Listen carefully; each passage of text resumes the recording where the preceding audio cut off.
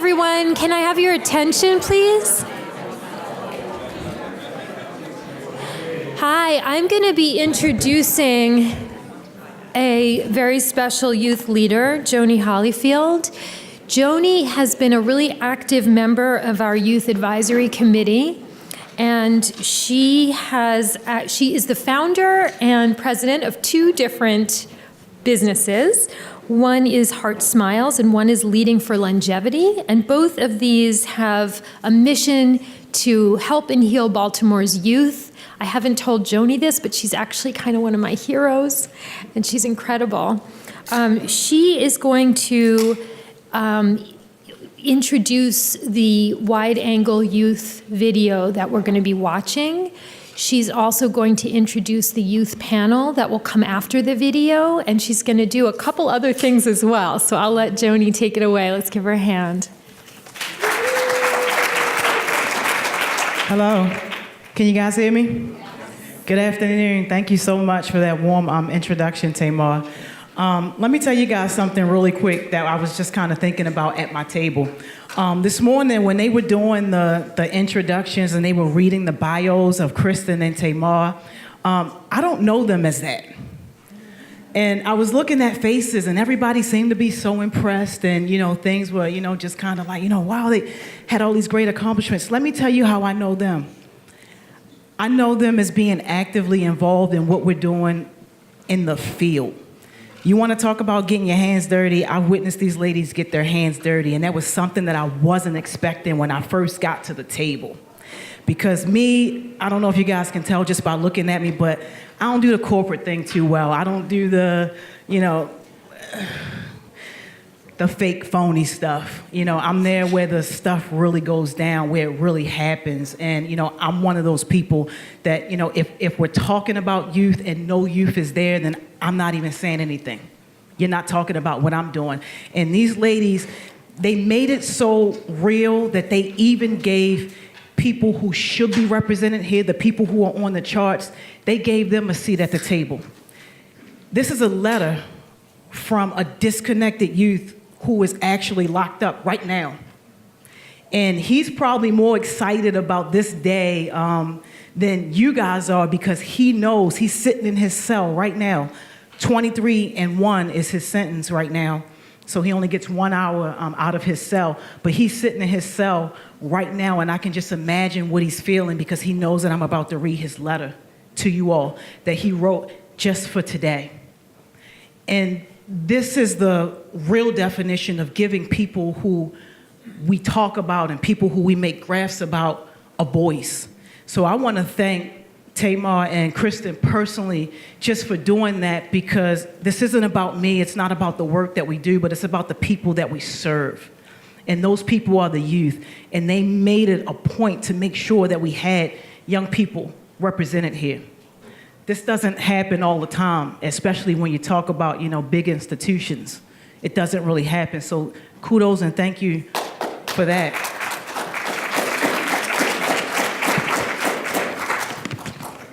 So I'm going to read this young man's letter. His name is Dan, and just to tell you guys a little bit about Dan, Dan is 19 years old. Well, he's about to be 19 in March. Dan was homeless.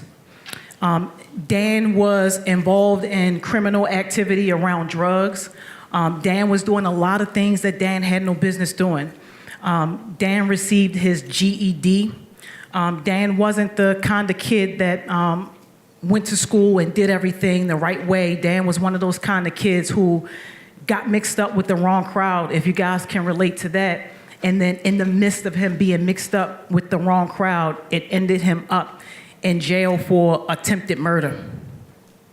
So he has not been sentenced yet, but if sentenced, Dan won't see daylight until he's 90 years old, if he's convicted. So I'm making my business to go and see Dan every single Monday, because Dan can only have visits on Mondays.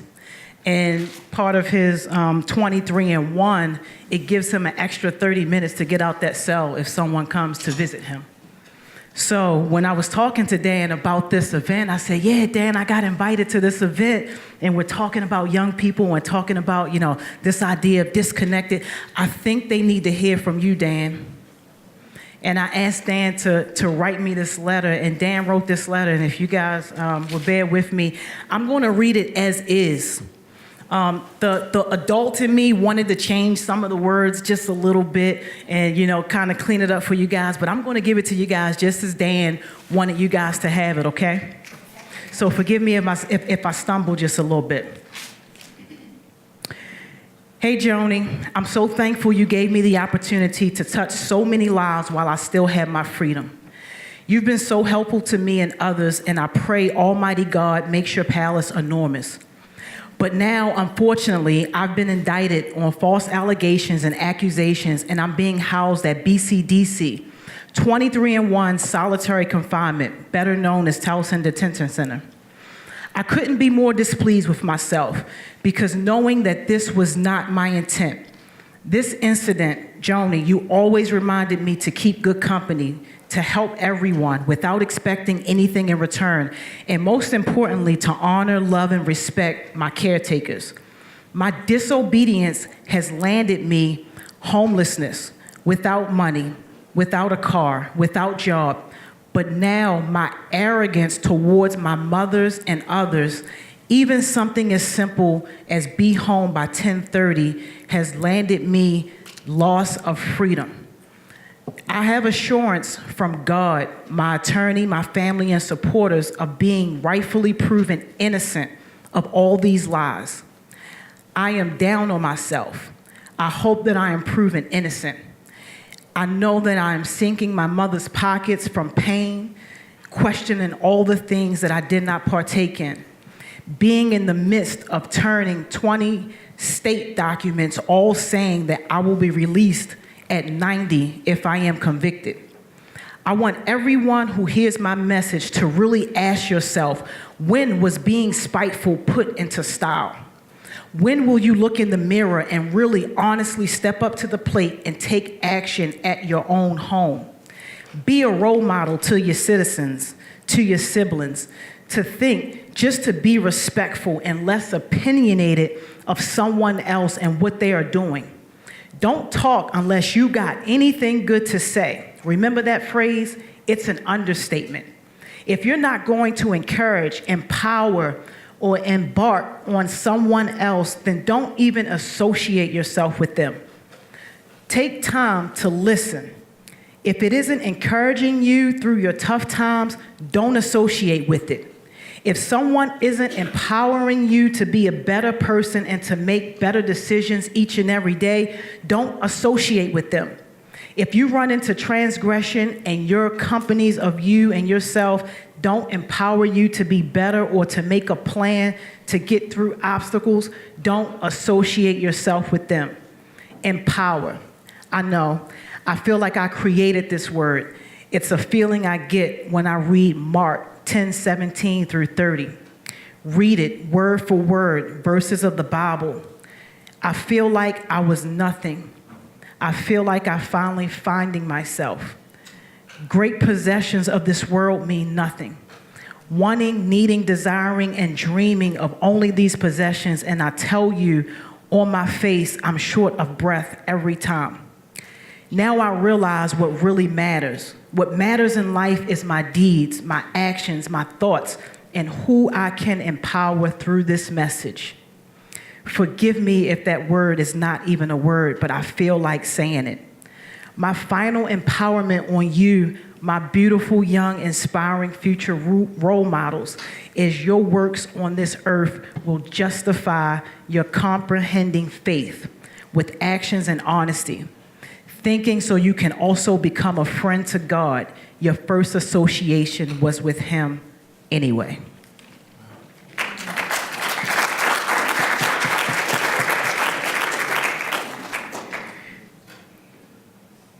So that was Dan's letter. Is it okay if I do one more thing before we get to this video? Because it ties in. So I'm talking with one of my other guys out. I want you guys to come on up. And This guy is incredible. Actually, he's more than incredible. He represents the face that a lot of us don't really know anything about. He represents that piece when we say, don't judge a book by its cover. He didn't want to come up here and present his piece that he was scheduled to present because he felt like this wasn't the time, this wasn't the place, and this wasn't the crowd for him to do that. But we talked to this young man in the back, and I need you guys, once I'm done, I need you to clap and show him some love because I let him know that, no, this is the perfect time. This is the perfect place, and you guys are the ones who want and actually need to hear from him because not only is he representing himself, he's representing so many who don't have a voice today, but who need a voice today. So I need to give this guy 2 minutes to do what he needs to do before we get into this video, but I need y'all to show him some love right now because he doesn't even really want to be here.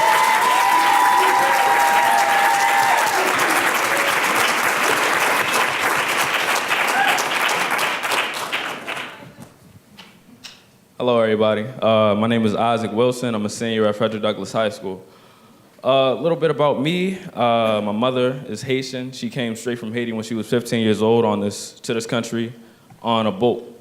She told me that the boat had no engine, no motor, and she was just carried by the wind. And by the grace of some higher power, she arrived in Miami. And ever since then, she's just been working, just to make a better life for herself and for her family.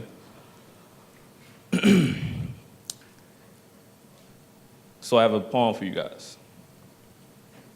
Hope you like it.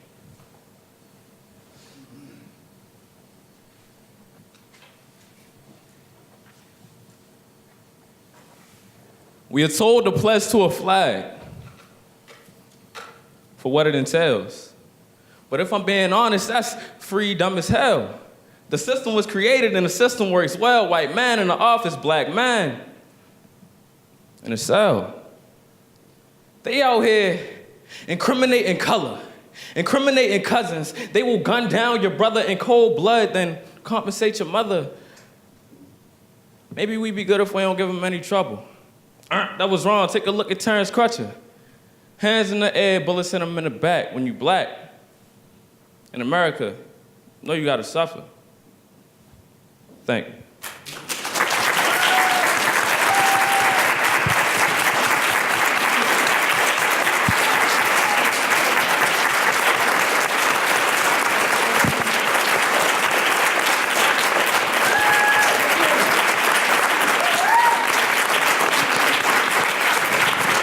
I told you, Isaac. Didn't I tell you? Ain't he great, y'all? So this video that we're about to watch, it's some real stories. It really kind of speaks to the heart of what it means to be disconnected, and not just the phrase, but the lifestyle. So clearly I'm not a youth, right? But I am, I did make an appearance in the video, but I'm one of the ones that, you know, I had to give my little shot in there. But I'm a youth that used to be disconnected, or, you know, one of the ones that you can say is kind of like a semi-success story. I'm not exactly where I want to be, but I'm on my way to being there. So I've overcome a lot of the hurdles, a lot of the challenges that, you know, most people can just really only talk about but can't relate to. That was me, so I'm not disconnected now. But you guys are about to hear the real deal. So if we already have the video queued up, we can go ahead and play the video, and then we're going to have some real discussion around it.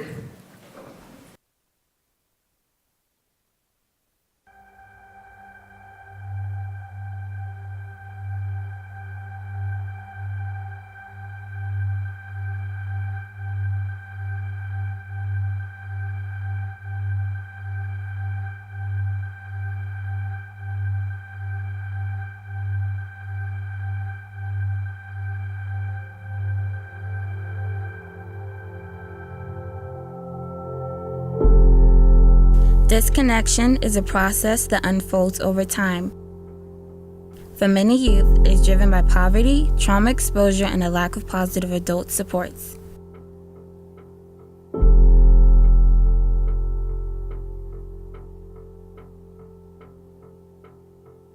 rats, roaches, mice, all the things that make a living situation unbearable. The lights was off in the house for like 3 years straight. Always having to wear the same clothes to school all the time when everybody else was getting fresh or getting fly. I remember there were days where I didn't feel comfortable going home because the people in my house were abusing drugs, or there was always some type of situation where I couldn't focus. The phrase crabs in a bucket, and it's like no one wants to see another person succeed where I'm from.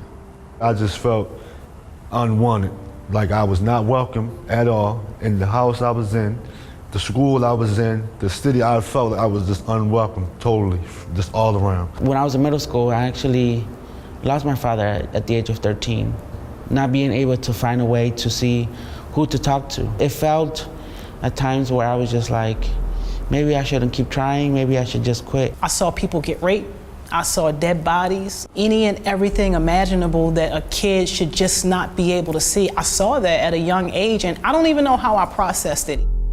There are currently 4.9 million, or 1 in 8, young people in the United States who are disconnected from both school and the workforce.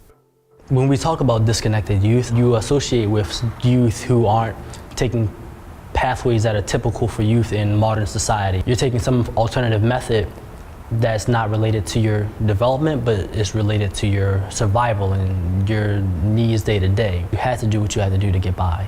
And it was a hopeless feeling. It felt horrible. Like, you always felt like it was you against the world. Feeling disconnected for me was just that feeling of numb. Just being numb to the pain, trying to block everything out, just existing. I wasn't living at all. I was just there. Feeling like it wouldn't change, or feeling like this is it, like this is life. I was just feeling like I had to accept what I didn't have to accept. It made me do things that was out of my character. And I don't have to elaborate on that because let your mind wander. It's just when you are disconnected, there's no telling what you'll do, no telling what can happen. Research shows that being disconnected as a young person has serious long-term consequences. Disconnected youth are more likely to live in long-term poverty, more at risk for criminal behavior, and more likely to be depressed and suicidal. There are stark racial disparities in risk for imprisonment, with nearly a 70% chance that a black young man without a high school diploma will be imprisoned by his mid-30s. The difference between disconnected youth and connected youth, their focus isn't on survival. They don't have to worry about when their next meal is coming or where they're going to sleep at night. Their focus is on how to make themselves better through education and through personal experience and growth and work. Well, my father was incarcerated, so my mother was by her own trying to take care of 3 kids, you know what I'm saying? In my community, the normal thing, or was learned to be normal from you seeing it all the time, is people selling drugs, and they get, you know, they got the clothes, they got the cars. The first time I got arrested, and I was still young. Well, I was about 16, 17 years old. I didn't know what to think. When I was actually in the jail, I'm thinking it's the end of the world. I'm never coming home again. I'm never seeing my family. I just felt like all I had was me. Poverty is linked to the risk of disconnection for young people of all races. In high poverty neighborhoods, 1 in 5 young people are disconnected. In low poverty neighborhoods, only about 1 in 14 are disconnected.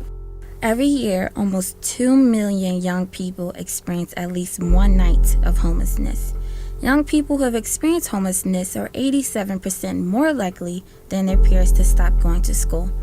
I really didn't even see or understand the value of education at that particular time. I wasn't thinking about college. I wasn't thinking about high school. I was just thinking about how are we going to get a better living situation? How am I going to be able to help my mom? How am I going to be able to help my family?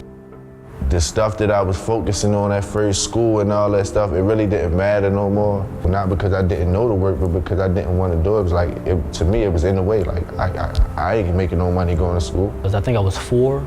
We experienced our first fire. We had to go place to place. We were homeless for a little bit.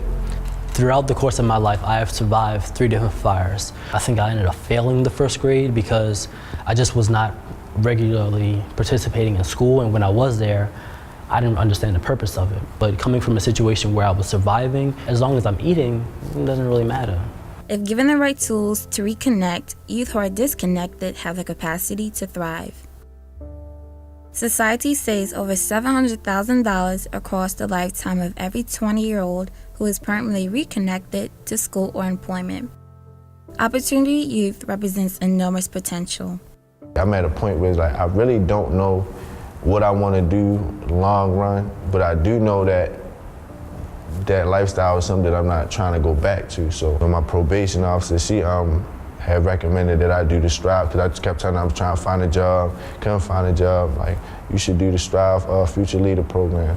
The mentors and stuff there, they opening up to me, you know what I'm saying, talking to me. I just seen that, like, it's people that really have came from that walk of life or been through that same struggle that I've been through and was able to do it. My cousin he forced me to go to Strive, to go to Center for Urban Families. And since the day I stepped foot in that building, I felt more reconnected than I ever did. My feeling of connection really is purposeful, knowing that every single day that I wake up, every single day that I get out of my bed, I'm making a difference in the life of another person. This is the most connected I've ever felt in my life, because I'm able to touch young lives. I'm able to touch adult lives in ways that I possibly could have never done. The biggest thing that got me through those situations was taking a step back and trying to see the big picture on things. That was the first step towards making a bigger difference for me, because it allowed me to see things from different perspectives. So it became thriving and how to keep pushing myself to do bigger and better things. Talking to people that you just met for a couple months and telling them how you feel and what your emotions were, it's a little difficult, but it felt good to finally say, this is how I'm feeling, this is what's going through my head, and I need help. I made up in my mind that I was tired of feeling disconnected, feeling behind. My plan is to stay focused and pray, and to just be a doer, do things, do whatever comes, and whatever, if it's positive and it comes my way, I'm gonna do it. Investing in these young people have the potential to transform entire communities. The time is now.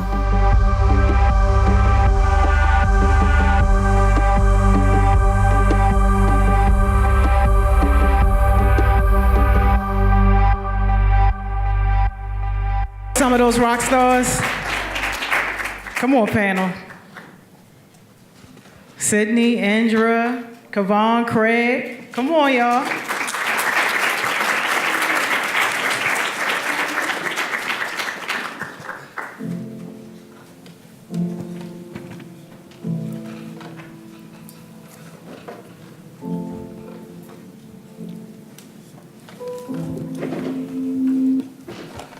So quickly, real quick, just so you guys can get some names here, I want you guys to introduce yourself really quick. Just tell us your name and just give us maybe one quick liner about yourself real quick before we get into the questions. We'll start right here, Craig. Hello, can everyone hear me? Hi, I'm Craig. And if I could say anything about myself in particular, is that I guess I describe myself as a survivor. Hello, my name is Kevin Elford, and one thing I'm gonna say about myself is I call myself a youth Baltimore helping hand. My name is Indra, and what type of thing? Just say you're awesome. And apparently I'm awesome. My name is Isaac, and I just did the poem. My name is Ryan Middleton, and I got 4.5 last quarter, so. Hello, my name is Sydney, and a phrase that I describe to describe me as a person is polished in my adversities, chipped in life. Awesome. Welcome, panel.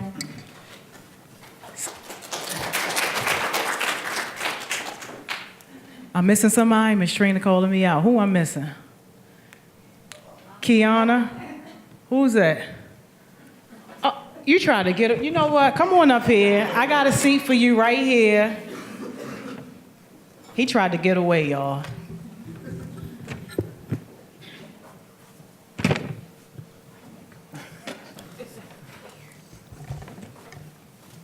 Your name? Something about you real quick. How y'all doing? My name is Aubrey Swan, and I'm blessed. Thank you, Miss Trainer. Always got my back. All right, so y'all probably looking at me like, why I got these questions written down? Let me tell y'all. When we had our meeting, our last 2 youth council meetings, we talked to these guys and we asked them, what did they want you to know? So these questions were really derived from them, so they're kind of answering their own questions. But if you guys have any questions that you would like to ask, just let me know, and then we'll get that question on the board. But I really want to get to the stuff that they want you guys to know, okay? All right, so can you describe the connections in your life that has made the most difference? And we're going to do it in reverse. We're going to start with you down here, Sydney, and then come on up. Okay, so before I go to Merville, so before I came to Baltimore City Public Schools, I attended Perry Hall in Baltimore County and Patterson in Hartford County. Yeah. And so I would say the most disconnected I felt in my life was going to Merville in the inner city Baltimore school. My school is a CTE program, so I'm in the Law and Leadership Academy, so it opened opportunities that I would never thought I would be interested in, just because that it was in a city school, and I know that I wasn't like the others, being a part of like homelessness and the problems that face inner city kids. So I would say the most disconnected I felt was being in Baltimore City. Can you repeat the question? Yes. Can you describe the connections in your life that has made the most difference?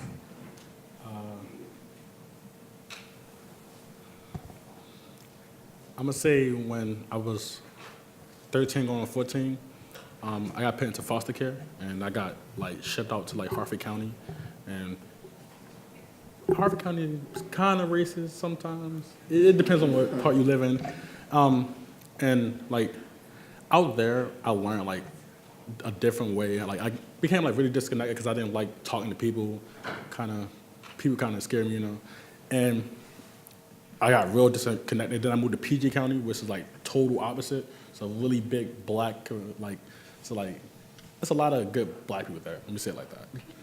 And I got really connected. That's when I learned how like just to do stuff on my own and not like look out for teachers and stuff. Like I learned how to like do everything myself and like become the person that's pushing my own life. Like, you know, kind of knowing what I want to do and what I want to go in life instead of just like looking for other people for help and stuff. So I'm most reconnected.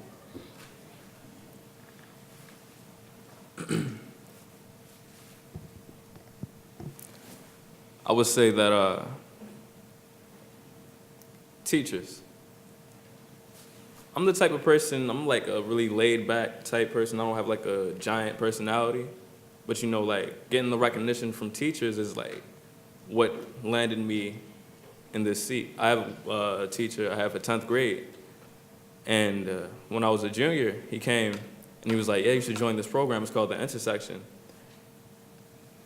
Before, I wasn't really interested in any type of after-school programs. I was really focused on like English and AP English and writing poetry. That was my thing. But ever since then, I've delivered speeches at the U.S. District Courthouse concerning police violence. I delivered a speech at Temple University on how teachers should go about teaching inner city students. And I've joined the Baltimore City Youth Commission. I've got all these connections. But that one connection with that one teacher is what put me where I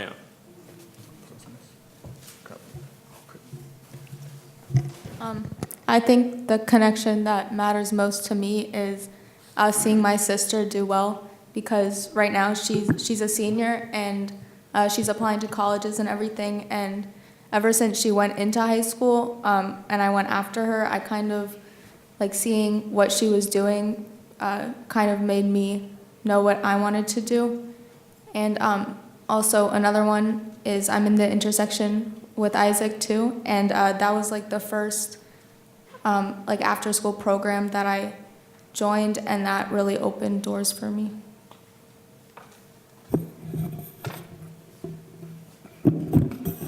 Well, for me, my connection is meeting Joni, because if I would have never met Joni, then I wouldn't be here today, honestly. She helped me like get through like a lot of stuff. She's the definition of grind hard, grind every day, all day. She never takes any breaks. It's just all gas, no breaks. And it's just the fact that like I learned a lot from her program, and that's why like I kind of push hard. Like my principal, like I try to tell her all the time that you have all these different things in the school, but you really need, you know, Miss Joni Hollifield, you know, in the school teaching leadership and, you know, entrepreneur skills. So for me, it's just Joni, me meeting her and me, you know, just following, you know, her footsteps, and I just try to make her proud through my music, and then, you know, and then just do other things.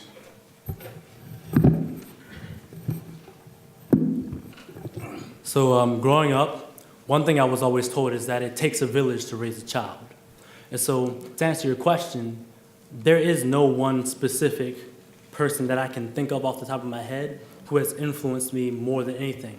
But what I can tell you is that when you look at youth who are disconnected, or you look at youth in general, there are three primary places where anyone can make an impact on their lives. And youth being so impressionable, these like influences can come from anywhere.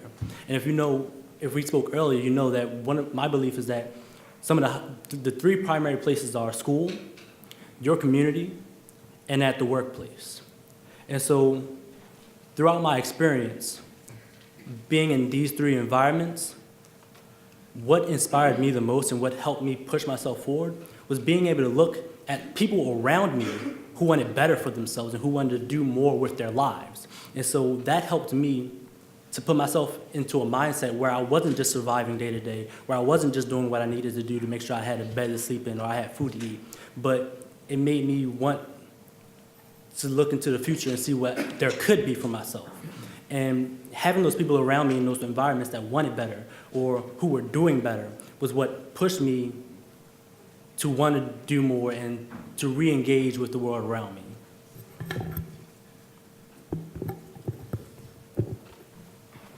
I would say the experiences I've personally been through in my life is what inspired me to be who I am today.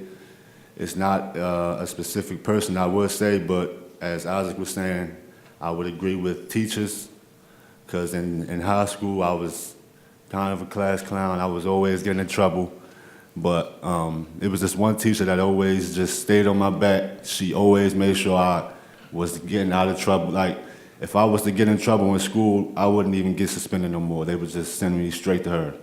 I wouldn't even get in trouble. They would send me straight to her class, and that would be the end of it.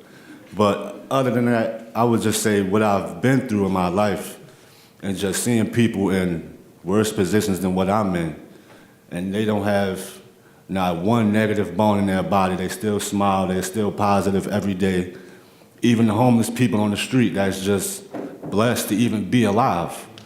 And I just look at that like I could have it way worse. I have a family. I have mentors. I have, people that actually care. So just me being here today talking to you, and of course, who I came with, Miss Kate, I want to give a big shout out to her because that's a big one. And, the Strive Future Leaders Program, and that's it. Awesome. Good job, y'all. Next question. What do adults need to learn from young people to help build successful programs for opportunity youth? We're going to start in the middle. Andrew, let's start with you, and then let's go down that way and round up here. Okay. I think in programs, if young people feel like they have someone that listens to them instead of just having people tell them what to do, it makes a big impact on them feeling like their voice is important and like they feel that instead of just hearing what adults have to say to them and think that they're supposed to do what adults say, that adults trust that they can, that they have like important things to say and that they can make good decisions for themselves.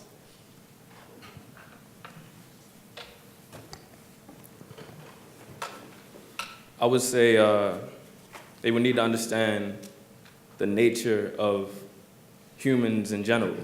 Because as humans, when we're young, we have a instinct, a natural instinct to rebel.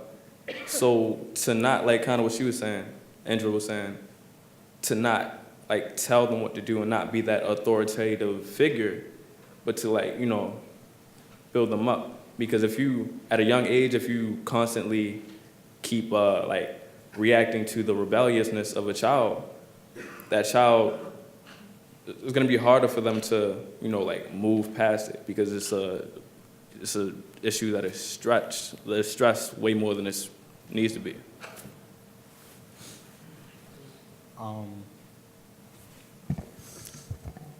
I feel like not this only the leaders or leaders, but everybody. I feel like we should go back to that point in time when you was a child and you was what's that word I always talk about? You go back to your innocence. When you're a child, we don't know colors. We don't know black and white and Asian and this and that. We just know oh, that kid got toys, I want to play with his toys. That's basically what we know. We should go back, as we get older, or people that's leaders and these big group people, we should try to promote that. Stop looking at people by colors and all. I know that's easy to say, but as soon as you go at a certain age, we stop doing that. As soon as you get school, as soon as we get to school, they start getting separated. We start pitting black kids over there, white kids over there, Asian kids over there. We don't do that no more. We don't look at the innocence or try to bring the innocence out of people no more. So I feel like we should talk more about innocence and trying to bring that back into our teenagers and going into adulthood. I think that as youth, we're all born with certain talents that we're interested in, and lacking in others. I know Isaac's really interested in poems.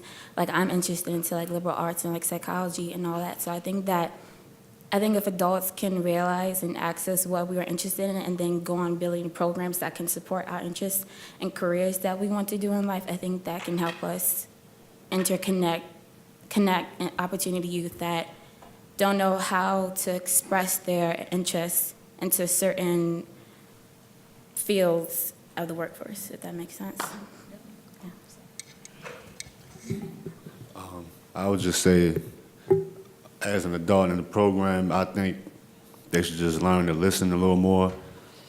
As long as you listen, I don't think they totally understand that everybody goes through their own situation. Everybody goes through something. And it's people that don't have anybody to talk to, anybody to listen. They have people that don't even care. If you go to school in the morning, it doesn't even matter. You have people they don't have any kind of support system at all. So I think if they were to just listen and understand each and every individual in the program, I think it was just better, the whole program as one. So in regards to being more active and engaging with youth, shouts out to Miss Katrina. She said, I heard this from you, she said, kids don't care what you know until they know that you care. And so going forward and working with youth to empower them, well, that's kind of what I wanted to say. Empowerment is kind of the key when developing things that are supposed to help youth. From my experience, I've learned that when you feel like they are a part of the solution and they have a stake in what they find important, they're gonna take it and run with it regardless, even if they even if they don't realize that they're doing it. In my experience, we had programs that were not youth operated, but heavily influenced by youth.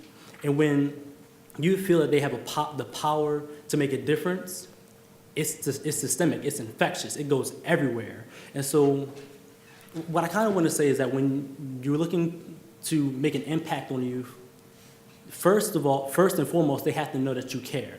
Secondly, they have to feel engaged. And it makes a world of difference because it doesn't just affect that one youth that you're engaging with, but it spreads out and it affects the entire community that they're engaged with.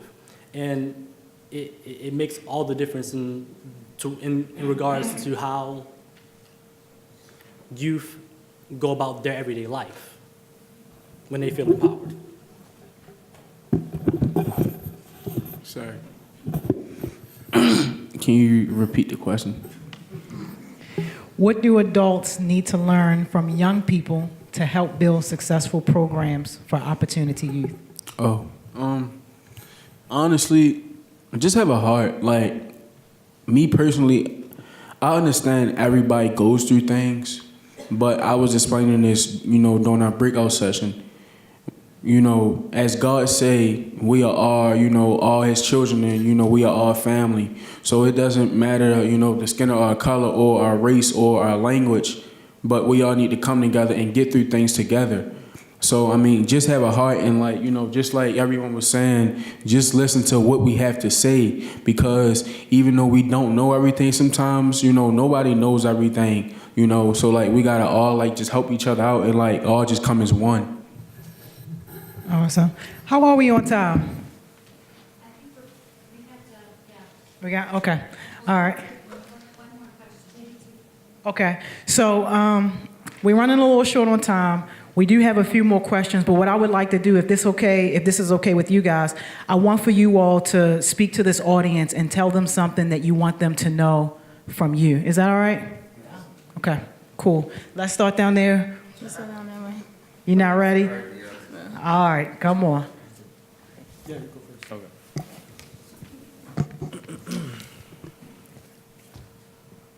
I want you guys to know that the term "don't judge a book by its cover" can never be exaggerated. It can never be exaggerated, because the outer shell of someone never represents them inside 100%.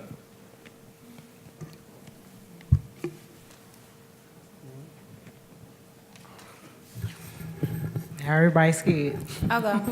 I want to say, as youth, especially in Baltimore City, that success can be elusive, and trying to find what you want to do in life, whether it's, I don't know, singing, rapping, whatever it is that you want to do. But I think that as we have these people in the crowd that have bachelor degrees and PhDs and masters, I think that as together, I don't know how to put it, but I just wanted to say that as America, we came afar. We've come from all different paths and ways of life, but I think that here we all are, and John Hopkins speaking on opportunity youth and disconnection, reconnection. So I think that, I don't know, whatever we're doing now is working. Yeah. Just know that there are youth people out here just trying to, change the world and change our city. And just know from me, just know that I'm trying to change, the big problem of homelessness in Baltimore City. And, it's just further than that. I'm trying to change it in Maryland, and I'm trying to start, a new wave that it can, it can encourage, other states and other cities, to do so. And just know that never be afraid to get on top of a situation. If you really want to do something, you got to chase it, and you got to chase it hard and never stop until you reach that goal. And just know that it won't be easy when you first start. But just because it gets hard, do not quit. Ryan, you want to go? Keep going now. They looking at you. All y'all in this room are very powerful. I don't care if you got a PhD or master's or bachelor's. All of y'all are powerful. In y'all regular day, all y'all should take leadership in what y'all do. This is about helping youth, but outside of this, do you actually talk to a youth? It don't have to be 10,000 youth or 100. It could be one youth you just talk to every day and chop up on are you okay? Do you need something? We come to here all the time. We talk about, we're gonna help this. We trying to help this. No, if you can only help one youth, help that one youth. You can help everybody, but actually be a leader in what you do.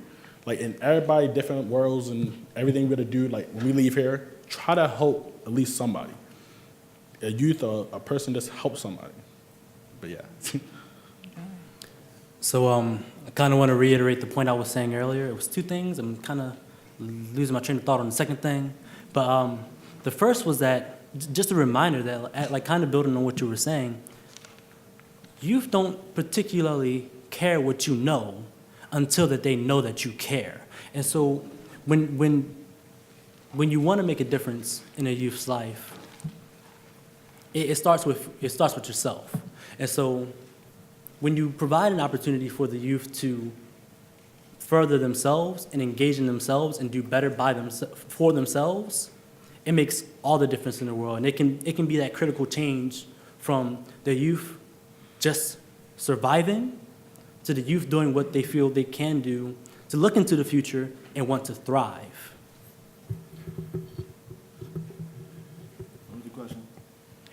I want you to talk to my audience and just tell them something from you that you want them to know. Oh, there's no question. Just tell them something out. Just tell them something that you want them to know. I want y'all to know that God is real. And I don't go to church every Sunday, but I talk to him every day. And I also wanted to say, as far as like everybody that's sitting right here, if you're not willing to change yourself, then you're not going to change nothing. You have to be willing to do it. Like myself, like I would have never thought I would be sitting in this room with as much people like y'all. Like I'm talking about everybody got degrees. I would have never thought I would be sitting right here talking to y'all, but I am. So I just want to say, never be afraid to step outside of your comfort zone, because I did, and I'm feeling real connected right now. Indra, you gonna close us out? She tried to get away, y'all. My thing that I would say is sometimes all someone needs is just one person to believe in them and to acknowledge that they're trying to do well. And even if they're not doing as well as some people around them, and they might feel bad about themselves for that, but if they have one person that believes in them and knows that they can do well, I think it makes a big difference. Awesome. Thank you guys so much. It's been my pleasure to moderate this session. I think these young people did a wonderful job.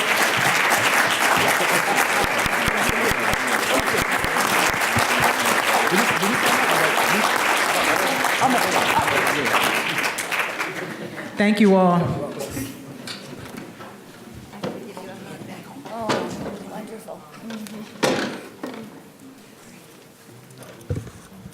So this is what we're talking about, folks, here, these voices. And I don't know about you, but they're the future of this initiative.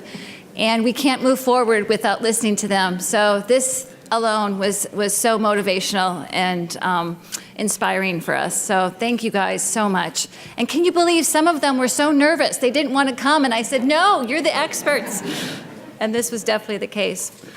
So I'm so delighted now to also invite our keynote afternoon speaker, Dorothy Stoneman, and she has really been one of the first leaders in this whole opportunity youth field. And we've been having a lot of conversations with folks around this room, and I have to say, when Tamara and I got off the phone talking with Dorothy, we both called each other like, oh my gosh, she's amazing.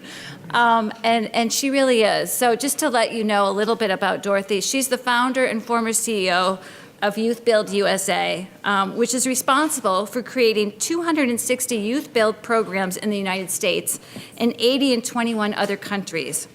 For those of you that don't know about Youth Build, it is a full-time, year-long program that incorporates education, hands-on job training, personnel and peer counseling, leadership development, community service, wages for services provided, and placement supports and follow-up.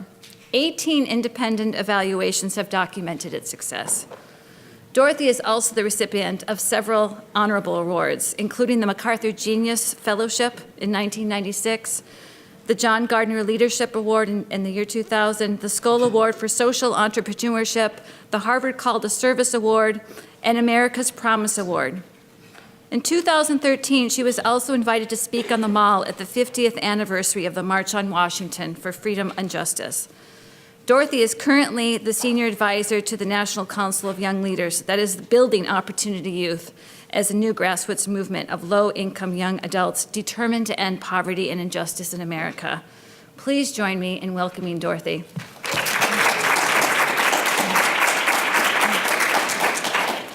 So I just have to find where, do you know which is the name of your presentation? Yeah, it's that one. This one? Okay. Right here. Thank you. Yes, my pleasure. Wow, I didn't expect that introduction. So I have to say that the only reason I got all of those awards is because I started listening to young people like the young people that we just listened to 50 years ago when I first arrived in Harlem in 1964 as a white Harvard graduate who knew nothing about racism and poverty in America. And as I listened, I discovered that the young people who were in that storefront at the Harlem Action Group and who had joined the civil rights movement because they had a glimmer of hope that there was going to be change in this country and they wanted to be part of that change, that as I listened to those young people, I was inspired by their passion, by their wisdom, by their will. And so I got on a long journey, and it's been one step after another from 1964 to today. I did a lot of preparation for this. I'm throwing it all to the side because we've said so many things today already. I don't want to repeat things too much, but so I hope I can trust myself to speak off the top. I want to go back to what Joni said, because Joni said, when she appreciated Caitlin and Tamar, that they surprised her with how much they brought young people into the room and to the table. The job of the adults who are running organizations and institutions and schools and programs designed to work to benefit young people is to surprise the young people with how much we care, how much we respect them, how much we listen to them, how much we learn from them, to surprise them by doing the opposite of all the mistreatment, the oppression, the racism, the classism, the adultism, the sexism, the exclusion, the separateness, all of the negative things which our society has laid on young people of color and all poor people. Our job as adults is to do the opposite of that and to create contexts in which, as one young man said, as soon as he walked in the room, he felt more welcome than he had felt somewhere else. That when young people walk into any room that we have created, they need to be met with so much respect for their intelligence, so much caring for their reality, so much will to make the world better so that they and their peers and their families do not have to suffer, that they're surprised. And then they can feel a little hope. And then when we show that we care about them by doing things they don't expect, like calling them, seeing how they are, like going with them to court, by sitting next to them in the hospital when their parent is sick, by finding money for them so that their family doesn't have to get evicted. The things we do that we are taught as professionals not to do are the things we must do. And we must, as people who have influence over systems, change the systems and train the teachers, train the social workers to do the opposite of what society is doing. Now, when I was first a social work intern, which was in 1961, into mental hospital in New York City, all the professionals said to me, Dorothy, you have to learn not to care so much. You care too much. You'll burn out. When I got my master's degree in early childhood education, they told me the same thing as a teacher. You have to set up boundaries. You have to protect yourself from burnout. The union said you must not do home visits. The whole situation is structured so that people who want to help and connect with young people are being taught to do it less. Fortunately, I shifted from a public school in Central Harlem to a nonprofit, parent-controlled school in East Harlem, where the parents of the young people hired the teachers. So I went into a situation where As a professional, young, again, white, privileged teacher, my bosses were the parents of the young people who were being raised in the tenement buildings in East Harlem. That was very important. It's like it's accountability to people in the community who have the knowledge and the insight about what needs to change, but they haven't been given the skills or the power previously. And the job of that youth action, of that East Harlem Block Schools, was to give the parents the power. As, is it Craig? Is that your name? Craig, who talked about the power? And I'll come back to here in a minute. The parents had the power to hire the teachers. So again, I was accountable to that community. So I learned to use my privileged skills in support of the community and the vision and the knowledge and insight of the parents who didn't have degrees and who previously had been pushed to the side. I'm going to fast forward a little bit, but before I do, I want to say something because I don't want to leave this out. We haven't talked in the morning part about data and everything. We didn't talk enough about mass incarceration as an expression of the racism in this country, which is so severe. And fortunately, mass incarceration has become an issue that people are aware of. But sometimes in the data about opportunity youth, it doesn't talk about, well, what about the young people who are incarcerated? Are they in this data? Are they not in this data? And if some more research we could do, how about the young people who are being thrown into prison because they don't have the money to pay child support, and then they're being treated as a criminal, and then they can't get a job and they can't pay child support, and so their families are further. We need some data about that piece. But we've got enough data about mass incarceration to know that it was a deliberate expression of the endemic, deeply rooted racism in this country that deliberately disempowered black people especially. And is still. So add that to the public health issue. And having said that, I want to say at the same time that part of what racism has deliberately done to us is separate black from white, people of color from white, separate even black from brown, and Native Americans are invisible. So that we cannot build a movement to change the structures of inequality, the brutal capitalism that uplifts greed over cooperation. We have to go, somebody referred to looking at the big picture. That might have also been Craig, I'm not sure, but if we look at the big picture, we have to change our whole society. And creating pathways out of poverty for young people is a piece of that which is really easily winnable if we have the resources, because we actually know how to do it. The young people told us a lot about it this morning. In a minute, I'm going to give you some codified stuff about what we really do know. But that's part of the bigger picture of changing our economic system so that it is not structured for the benefit of the 1%.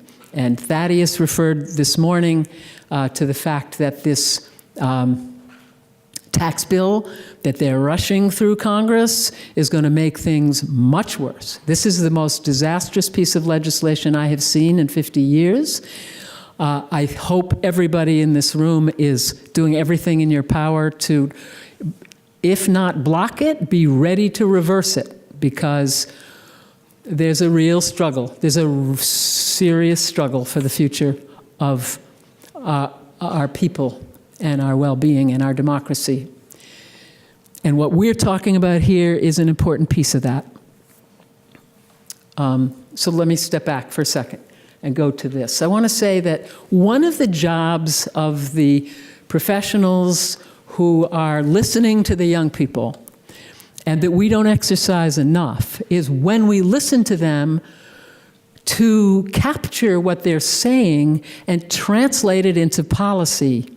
In addition to putting them in positions of power where they are influencing policy whenever possible, we also need to staff them in such a way that we uplift it. So listening to young people, it turns out they produced a list of essential program qualities that I deliberately built into Youth Build, because when I started Youth Build in 1978, it was by asking young people in East Harlem and having 10 staff people. Oh man, I just realized that the program I'm about to describe was funded as a result of the work that John Conyers, who just resigned yesterday, did in Congress. John Conyers, one of the first black congressmen, produced legislation called the Community Anti-Crime Program of the Law Enforcement Assistance Administration back in the 70s, which had built into it the knowledge that the community had to be engaged in ending crime, and that community involvement was key to addressing any kind of crime issues. So I just want to say, whatever John Conyers did wrong, he also did some wonderful things right. And what we've been able to build had been built because of his wisdom. So if we take a look at this,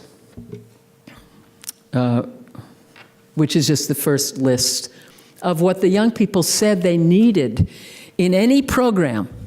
So programs have components. And when Caitlin introduced me, she said, Youth Build has job training, education, counseling, community service, wages, full-time, long-term. It has all of these wonderful components.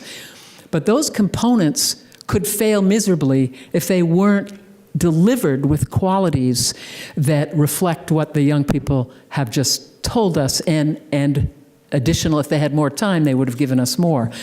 So here is a list, the first half of a list of the qualities that young people told us over time needed to be built into any program that would work for them. And Joni's question to the group was, what do you want people to know that would make programs work for you? So step one, profound respect for their intelligence. That means what they know, what they have experienced, what they think should be guiding what we do, and we should be listening. And if you ask young people the questions, as Joni did and as we should all be doing, they will tell us the truth that needs to be implemented. And that's profound respect for their intelligence, and it's the opposite of what society is doing. Everything on this list is the opposite of the oppression that the young people have experienced. Number two, safety from harm, at least the support necessary to cope with it. Number three, power for them over their immediate environment, in particular through participation in program governance. Every Youth Build program in the country is required, and it's built into the law that they can spend money on this, is required to have a youth policy council which participates in policy and staff hiring and budget review. Again, surprised the young people out of their minds that they were the people interviewing the staff and making a decision who was going to be their teachers. Now, when you liberate this energy from young people, we heard it, we see it.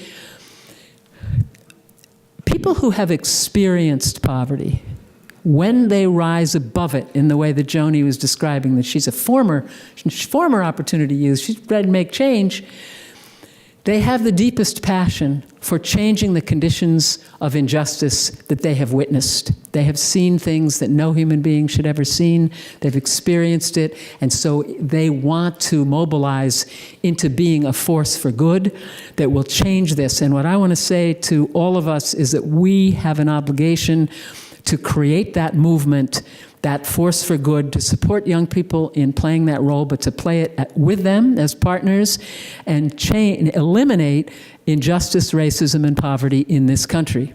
And when we can get to it, to the rest of the world.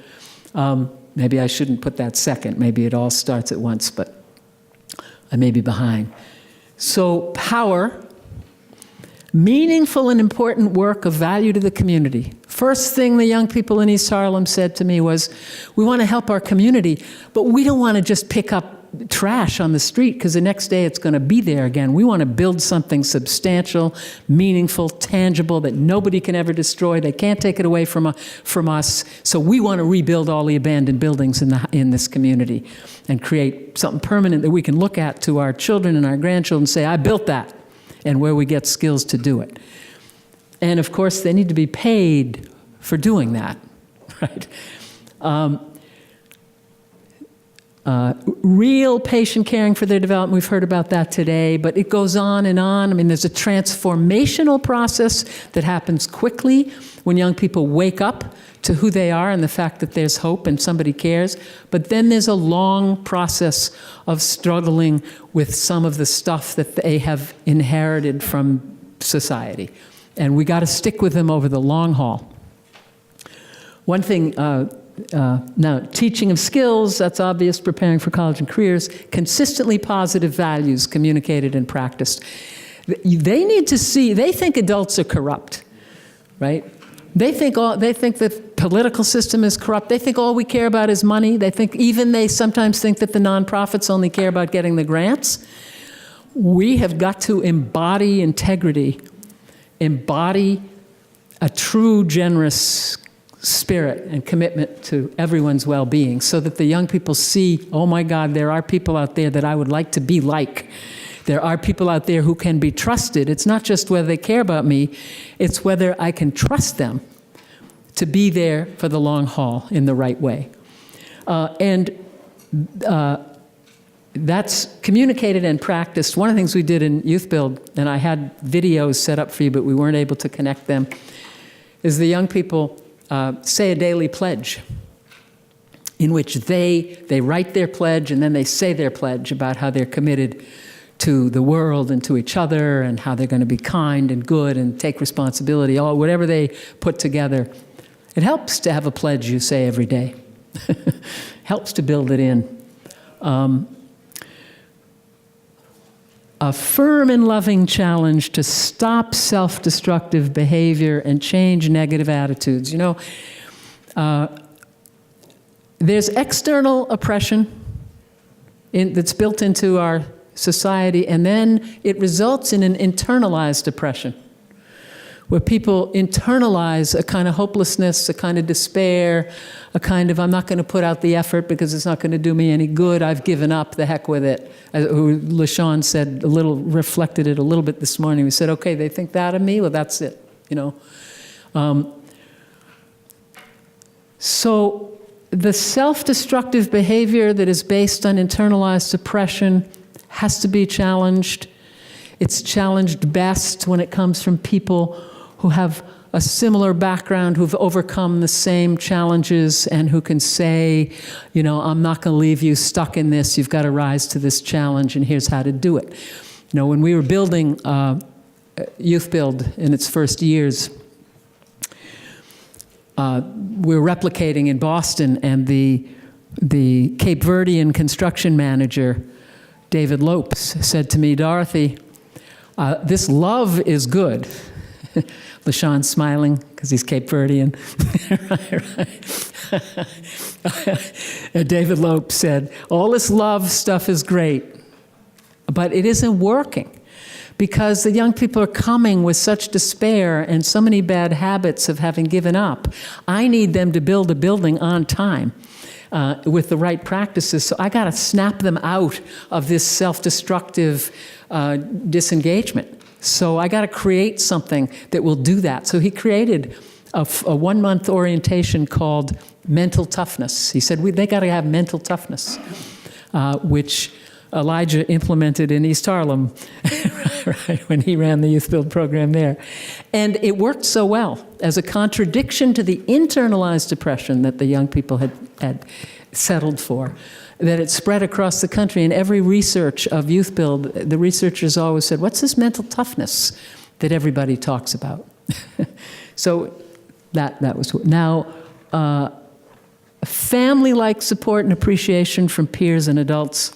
I'm just going to, I have a favorite poem some of you have heard before. I'm going to read it to you because this is while we're doing songs and poems, a young man from Youth Build sent me this poem anonymously, like the letter that Joni's letter was not anonymous, but sent me this letter, this poem, in the context of thanking for Youth Build. He said, imagine a child captured in his rage. Anger, violence, it seems to be the only way. When he feels down, it's as if no one's around. When the world closes in on him, he only breaks down. To live in a world where ignorance nourishes a baby, where death is given by the handful and sanity seems to be crazy, searching and searching, it seems to never end. For what? No one knows until it's found, my friends. That's why I'm glad Youth Build is made of family and friends. In an unstable world, it gives me stability. Youth Build, my extended family, I'll love you until infinity. Nice, right? That love, that infinite love, is lying in wait in every oppressed community, in the hearts of every young person who hasn't felt the love and hasn't had their own love liberated. And that is our job, to liberate that love and turn it into a movement that will change our society. I think I need to check my time because I'm going a little wild here. Hold on.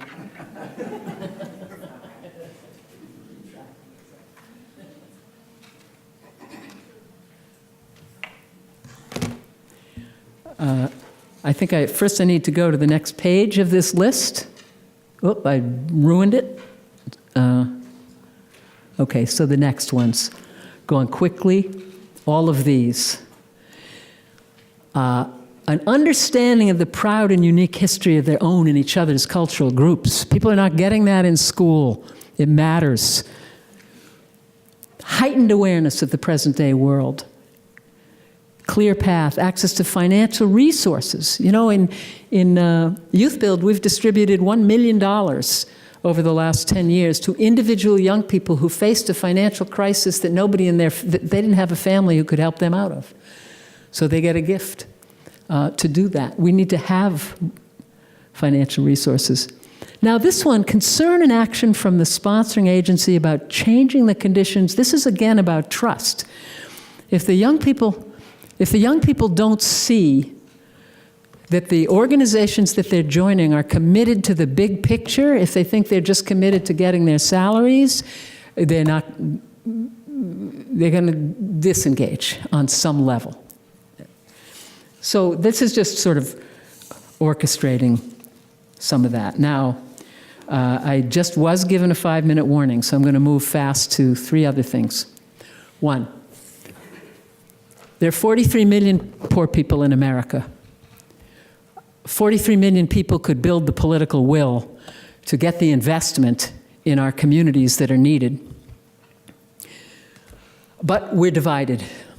Now, of those 43 million people, nobody really realizes that the majority of them, the largest group, is white. You got something like 16 million poor white people, invisible, and turned into racists because they've been wrongly taught that they're superior. So they're separate.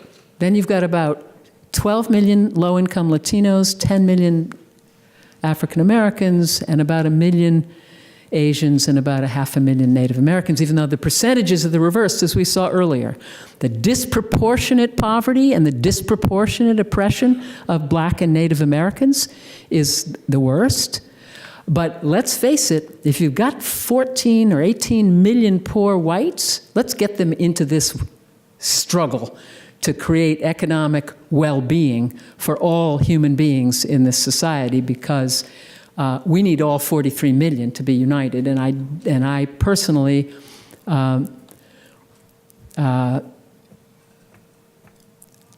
don't think it was an accident that Martin Luther King was killed at the moment that he was unifying the races around ending poverty 50 years ago. We are now watching Reverend Barber emerging from North Carolina, who's leading a new Poor People's Campaign, which will hit the public stage in 2018, which is unifying the races against poverty and injustice. Keep an eye on that. Now back to our very own next steps. We know how to change this stuff. Many of us have created something called the Reconnecting Youth Campaign, which Keisha and Thaddeus and Sara and other people in this room have been involved in, because we said, we know enough for action. Let's persuade our government to invest $6.5 billion a year in expanding every single one of the proven federal programs that have already been authorized in public law, that already have evaluation that shows that they are doing good, whether they're perfect or not, and that have extra demand where they're turning away young people who want to be there. Let's take them all to what I call full scale, which is the limit of the demand from young people, or the limit of the network's capacity to deliver high quality programs. So we've contracted a study with Civic Enterprises, run by John Bridgeland, who is the head of the Domestic Policy Council under George W. Bush. And we did the roadmap. So we're heading into very active lobbying to persuade them to invest. Now, elected officials are never going to invest as long as they keep their idea that low-income young people are a waste, that it's too late, and that if you don't get to them in preschool, they're dead in the waters and you might as well throw them away and you might as well put them in prison because they're just a pain in the neck. That's so wrong, and one of the things we need, and the researchers can help us, but we need a communication strategy too, where we're lifting up the inspirational energy of young people who have transcended those conditions, and make sure that every elected official knows at least 5 young people, that they've heard this panel, that they've gone in depth, and that they know the talent that is locked in the poorhouse in the United States, and that they can be committed to unleashing that. So it's a big process. But we're doing this campaign, and part of this campaign, and related to this, the National Council of Young Leaders that convened in 2012 and produced the recommendations to increase opportunity and decrease poverty in America that LaShawn referenced this morning. We have 3 members of that committee in the room. Please raise your hands, Shanice, Kim, LaShawn. They're part of the 20-person leadership corps that's national. And they decided, hey, we did the recommendations, we've met with elected officials, we're in every gathering, but we need a movement. We need a grassroots movement with thousands, with tens of thousands of people, with all of our adult allies. We need to unite Black, white, Latino, Native American, Asian young people who've suffered from poverty. And so we're creating Opportunity Youth United, and we're going to mobilize locally. We're going to organize young people to vote. Do you know what percentage of young adults vote in the midterm elections in low-income communities? 8% of the eligible voters. Now, unless that we can radically change that, the elected officials are not going to take their issues seriously. So our job is to change that, and to, with respect and with solutions and with love and with an inclusive attitude and unity, come forward with the fact that there is an unbelievable waste of talent in this country that we have the power to liberate. And the young people need to be at the front of that. They need to be absolutely backed up by the rest of us, who should use our skills in support of their vision. Anyone here in this room can join Opportunity Youth United by going to the website, which is www.oyunited.org, and sign up. The first screen you see allows you to sign up as an ally or as a former or present Opportunity Youth, and then you'll be part of helping us figure out how to really make this real over the next period of time, which is going to be so critical to our nation. Hold on 1 minute while I see if there's something I really had to say that didn't.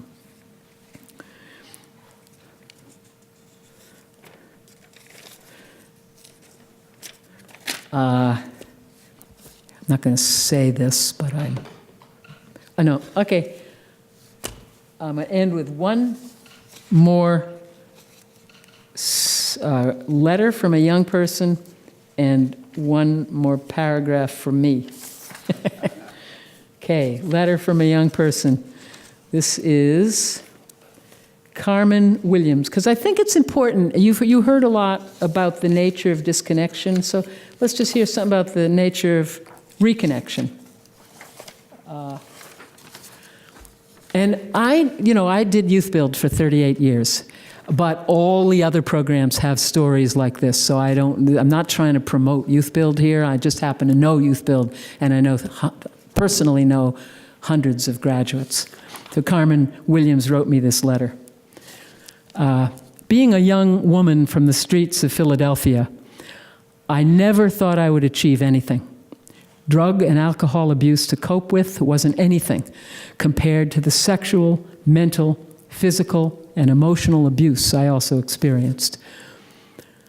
There was only two options for the life I was living: to be an addict like my mother, or to die like both of my parents. I didn't want to die, but I didn't have a reason to live either until I found Youth Build. There was always something inside of me waiting to have the opportunity to become great. Youth Build gave me that opportunity. It gave me the chance to heal. Here is where I am able to have the family I always wanted. The people here believe in me even when I did not believe in myself. I aspire to be what Youth Build has been to me to another young person. I do not think there are words to express my gratitude. I will continue the march towards change using the core values I have learned from Youth Build. So my closing comments: let us move together to end poverty and racism. Let us build a fair and prosperous economy. We will need to tap into the infinite love that lies below the surface in our nation, listen to the hearts and minds of young leaders who have suffered from poverty and have a better vision, build a dynamic movement that is a magnet to the best in all of us, and together build a nation that is more wise, loving, respectful, and united, and that produces a reasonable distribution of resources so that all people have the opportunities to fulfill their highest potential and their noblest aspirations within caring communities that offer respect and responsibility for all. Thank you.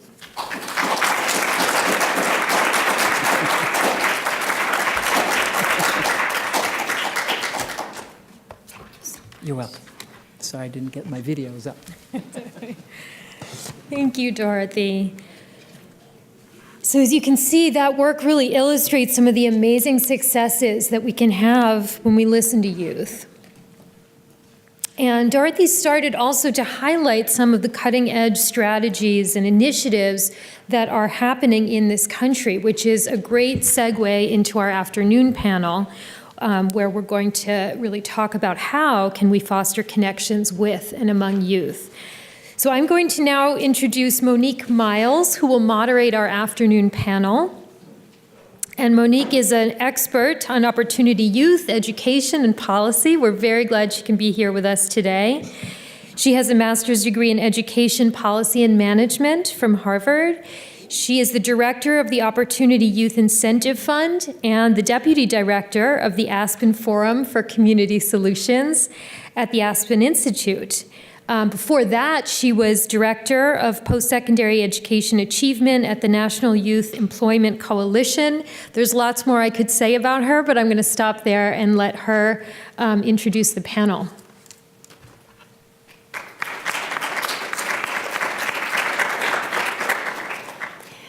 Thank you for that introduction.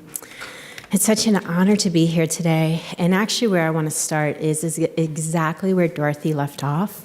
I'm going to pick up the thread that Carmen noted in that letter that you read around healing, because that's also why we're here today, right? We are in collaboration with Johns Hopkins University to support this public health vision for Opportunity Youth. And at the thread of that, what we know based on all of our partners is that healing is also at the center of the work that we are together committed to doing every single day.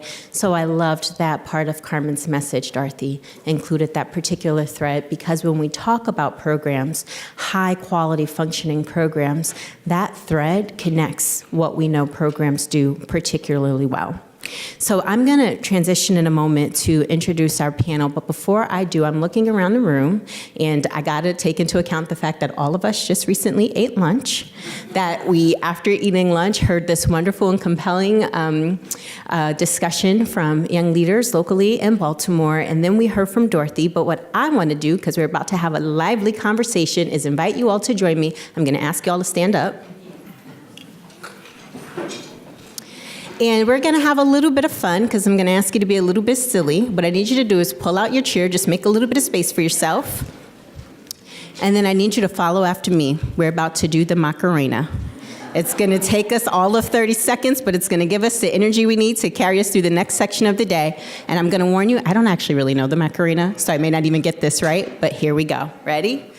Oh, 1, 2, 3, 4, 5, 6, 7, 8, 9, 10. Woo! All right, all right. That's all I needed you to do. Give yourself a little bit of energy for this next part of the conversation. So I also just want to really quickly, before I introduce our panelists, I want to weave some things together. It's not only that healing thread that we're going to now bring into this next part of the conversation, but it is also very specifically. So if you can hear me, I need you to clap once. If you can hear me, I need you to clap twice. All right, thank you. We have your attention now. Thank you so much for that. So here's what we're going to do quickly. I want to set up this conversation, but I would be remiss if I didn't connect a couple of points. My work at Aspen is to support the Opportunity Youth Incentive Fund. We support 24 communities, and I want to make a note that they are urban, rural, and tribal communities, right? Because we heard this morning that our tribal communities not only are suffering from some of the most structural policies and barriers that limit opportunity, but they disproportionately are not showing up in the numbers and the data. So our work also supports tribal communities to bring together cross-system and cross-sector leaders to improve education and workforce outcomes for Opportunity Youth. I want to also note that the work that we support looks different in every single community, because in part we have Hopi at the table, but then we also have places like Los Angeles and New York at the table. So what that means is that deep complexity that Thad referenced earlier, the embracing of emergence, is really critical to supporting an asset-rich approach in local communities, because there's a couple of core values that guide our work. The first is that not only are communities asset-rich, but we believe that communities, as we heard today, have the solutions to their most challenging issues.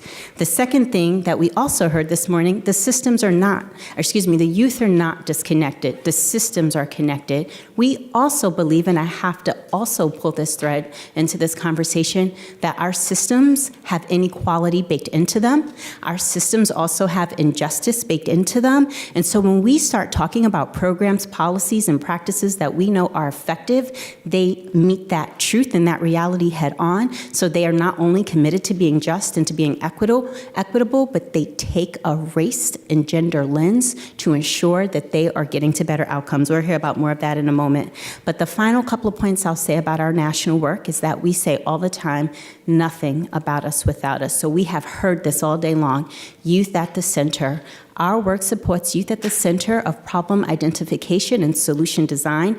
They are the experts in their own lives, and they know what they need, so we keep their voice at the center of this work, and that's why we're honored to partner with other organizations like Opportunity Youth United to support youth organizing, youth advocacy, and youth-led change. And then the last thing I'll just say is this piece around financial empowerment. I was so glad that we continue to pick up this economic thread, because our work has to also be about continuing to break down multi-generational poverty. So when we talk about supporting young people to connect to employment, to get onto paths of sustainable wages, we also have to make sure that we are paying attention to how we build financial models that support our young people on the ground in communities to be able to build multi-generational assets for their children. So with that in mind, we're going to have some fun together because we have an outstanding panel of experts teed up. And because we sit before a room full of experts, the big frame here is that we're going to be in dialogue with each other. We are going to hear from some experts, but we want to invite you to participate. So there'll be some exchange of learning, and we'll make sure that at every turn we pause to invite you in. So we want you to identify your questions, identify your comments. We'll be curious to hear what particularly resonates with you. And here's what we're going to accomplish together. We're going to talk about the common elements of successful programs. That includes policies and strategies and practices that we know, to the point earlier, are getting to better outcomes in communities across the country. And as part of that conversation, because we are partnering with Johns Hopkins here, we want to also identify gaps to support the future of our work together. We want to continue to posit these solutions, the what we know is continuing to work, along that continuum that we heard Kristen and Tamar speak to this morning around prevention and re-engagement. And this is probably most important as we transition into breakouts after this. We want to have teed up the kind of rich and robust discussion that informs the dialogue following this panel session. And so with that, I want to just quickly introduce to each of our panelists, noting that each of them will not only share more about their work as they each share their panel presentations, but there's also, as you know, materials about their information about their background in your materials. I want to first welcome Louisa Trexon from MDRC to join us up here. She's a research associate. Thank you for being here with us today. I want to also invite Keisha Bird, Director of Youth Policy from CLASP, to join us. Stephanie Gambone is the Executive Vice President from the Philadelphia Youth Network. Please join us. And last but absolutely not least is Kim Phan, representing Opportunity Youth United. Thank you for being here with us today. Thank you.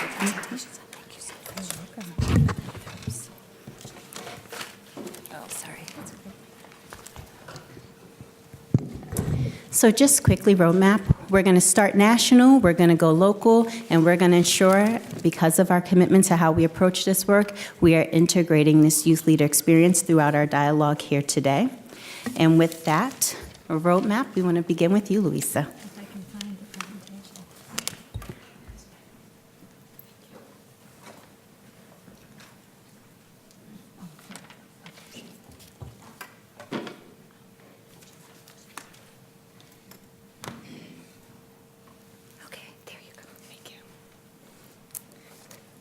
Thank you, everyone, for having me here today. So I'm Louisa Trescon. I'm from MDRC. We are a social policy and education research organization. And part of our work has been focused on understanding what works for disconnected youth. So one of our current projects does include the evaluation of the Department of Labor funded evaluation of Youth Build. So I feel like this is not my first time having to follow Dorothy talking about Youth Build and having to talk about research. So I appreciate, Monique, that you tried to wake us up a little bit before I dive into the nitty-gritty. So what I'm going to be talking about today is the evidence of what we know works in terms of programs. That I'm specifically focused on programs that serve as reconnection points for Opportunity Youth. So there is a whole world of programs that are focused on behavioral health or mental health that are also an important piece of the puzzle, but that's not what I'm going to be talking about today. And I'm not going to be talking about the prevention programs, which are also an important piece. I feel like much of what I have planned to talk about today has been alluded to or foreshadowed throughout the morning, so hopefully I'll be able to draw some connections to what has already been said about these topics. So first I'm going to talk a little bit about the service context, then I'm going to dive into talking about reconnection programs and what we know about what works. And then I'm going to close with what I see as gaps in services and research and what are our opportunities to do better. So first, a little piece about the service context. I feel like I should actually have Thaddeus's slide here because this makes it all look all neat and clean, which it is not. That just to note that programs operate within a service context that involves a lot of different players, systems. These systems overlap, interconnect. They work together sometimes. Other times they work together less effectively. So when we're thinking about programs, we have to remember that they are parts of a system and interacting with that system.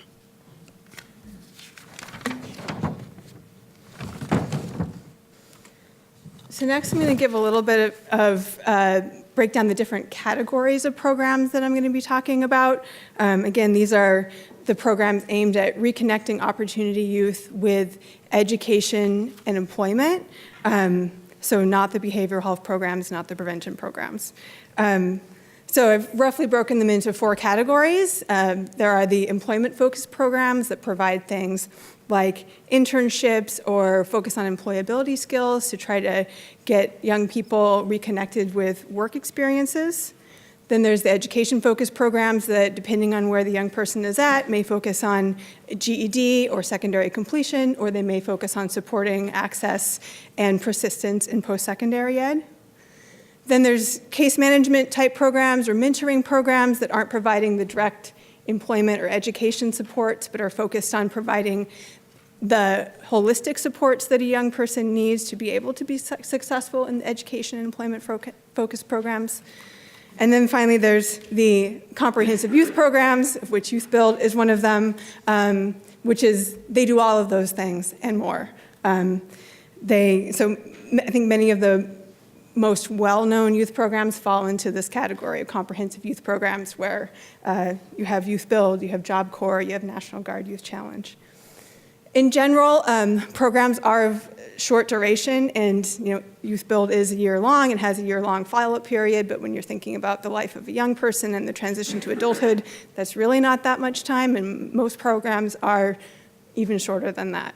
So that's something to keep in mind as I'm talking about impacts.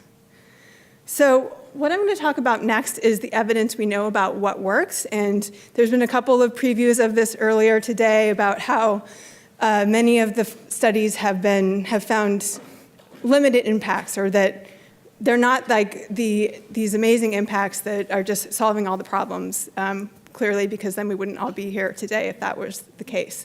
That in general, when we're talking about the effectiveness of these programs, we are seeing smaller impacts than we may want, and I can talk a little bit about why that might be in a second. So also to note that many of the programs that have been evaluated rigorously are the large national programs. There's many programs that are being developed within communities that are locally based, and they are not part of these national valuations that are shown on this slide. So, so thinking about what's been effective with employment outcomes, so that may be increased employment, increased earnings, or both. You have the Year Up program, Job Corps, National Guard Youth Challenge, Youth Build, the Young Adult Internship Program in New York City. In terms of education outcomes, so that would maybe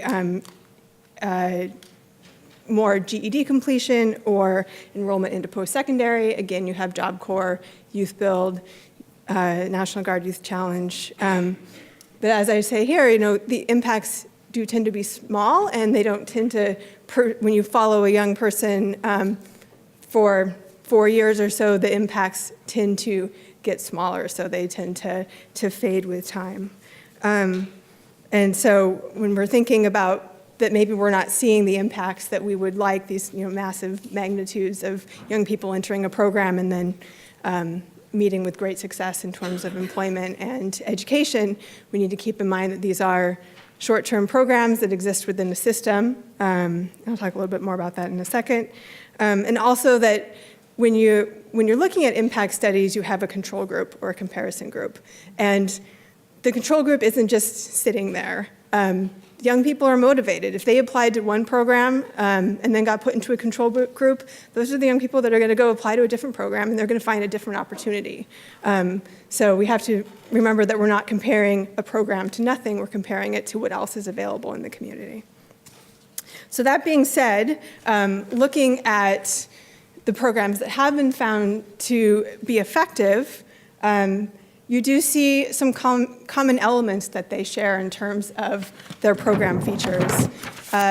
Dorothy talked about the program qualities, and some of those are incorporated in here, but I think of the program qualities more as like the way people do their work, which I'll talk about a little bit about more in a second, but I think Dorothy did a really good job of summarizing, how we want programs to interact with young people. But these are more about, so this slide is more about what are the features of effective programs? What kind of services are they offering? So first, I'll start with the youth development approach, because I think that really connects with a lot of the themes that we've heard this morning, is that programs that offer young people leadership opportunities within the program and give them a voice in how programs operate tend to be more effective. Another theme that came up is wraparound supports, and how one program can't typically, just by providing education or employment, isn't going to be able to do that if the young person isn't able to be there because they need childcare or transportation. So effective programs meet the other needs of a young person to help them be successful within the program. Another key part is offering some sort of financial supports while the young person's in a program, either through financial incentives or paid work experiences, so that they can meet their financial needs and still be able to participate in the program. And also transition support. So when you're in the program, you're not just left hanging and move on, but programs that continue to have the connections and relationships with young people so that they can support them as they're really doing the hard work of transitioning to whatever their next step is. So the next slide is more about the program qualities, so not the components that successful programs have, but how they do their work. And looking at the research about what is associated with a weaker program versus a stronger program. I want to highlight here the role of staff. I think we keep hearing about this, how crucial having relationships between young people and staff are for an effective program. And one of the challenges to doing that effectively is staff turnover, which often tends to happen because of inconsistent funding, policy changes that cause programs to not be able to retain their staff in the way that they would like. And when the person that you have a connection with at a program leaves, you also lose that, a young person may lose that connection with the program. So we need to think about, how can we keep staffing stable so that those relationships are stable. Another key part, and this goes to the systems piece that my panelists will talk more about, is how important partnerships are for programs, that one program can't meet all of a young person's needs, so they often need to rely on other programs in order to be able to meet the holistic needs of their participants. So having strong partnerships, which I think also means strong systems, is also key. So now I'm going to end by talking a little bit about where I see there are gaps in services and evidence in serving young people. These tend to go hand in hand. Where there aren't services, there tends not to be evidence, obviously, because there's not as much to study. And many of these gaps are for the population that is most disconnected. I think there was a slide earlier that called them chronically disconnected or persistently disconnected. The young people who aren't actively seeking to connect with a program. We don't have programs that are doing as much outreach as is needed to be able to reach that chronically disconnected part of the population. Another area of need is older young people who are maybe aged out of services within the school district, who have low basic skills. They're very far from being able to get a GED. There's limited services to meet their needs. Another area where I think there could be more research is in the use of trauma-informed practices within youth programs. I think that I've seen, and in the last decade, programs really informing the way they do their work by the understanding of trauma and adverse childhood experiences, and how staff and programs need to understand trauma to be able to most effectively serve the young people that they're working with. And so there's all this effort to incorporate trauma-informed practices into their work, but there's not a lot of research about how community-based programs can do that most effectively and what ultimately is the impact on young people. And then finally, I'll say continuum of care approaches is an area of need. There was a slide earlier that showed the progression of GED to a career, and programs tend to just occupy one piece of that continuum, and there's not a lot of interconnection between those different pieces in how to support young people throughout that transition to adulthood, which I think the rest of the panel will talk more about opportunities there. So I will end there, and I look forward to your questions. Thank you.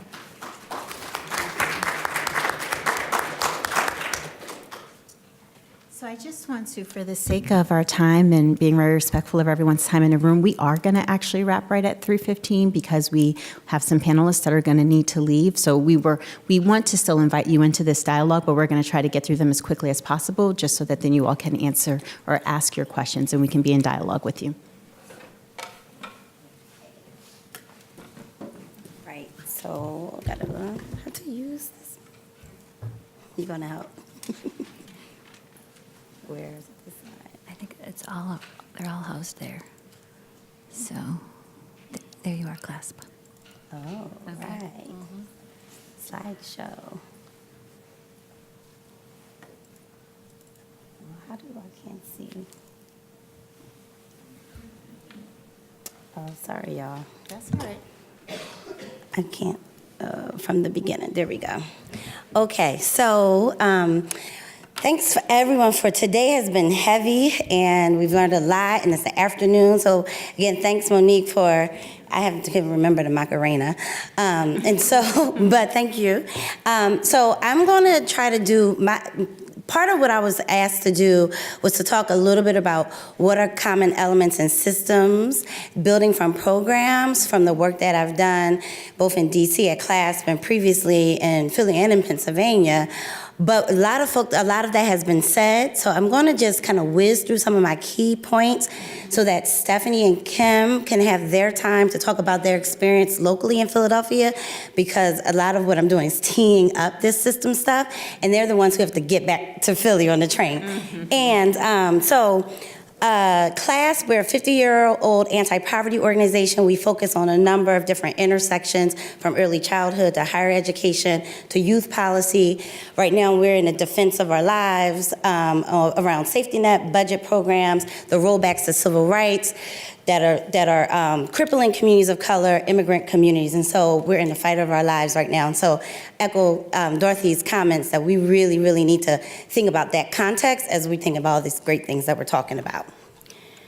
So I started doing this a few months ago, because a lot of times we come to these events and we do these symposiums, and we always ask the young people, young adults, to bear their experiences and who they are, and we forget about our own experiences and who we are, whether we weren't connected, whether we were marginally connected, whether what helped us to stay on track, and we forget about that. So I want to spend 30 seconds, close your eyes, and I can see everyone.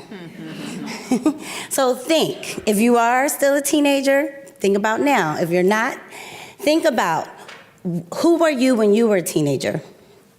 What were your strengths? What were your challenges? What worked for you?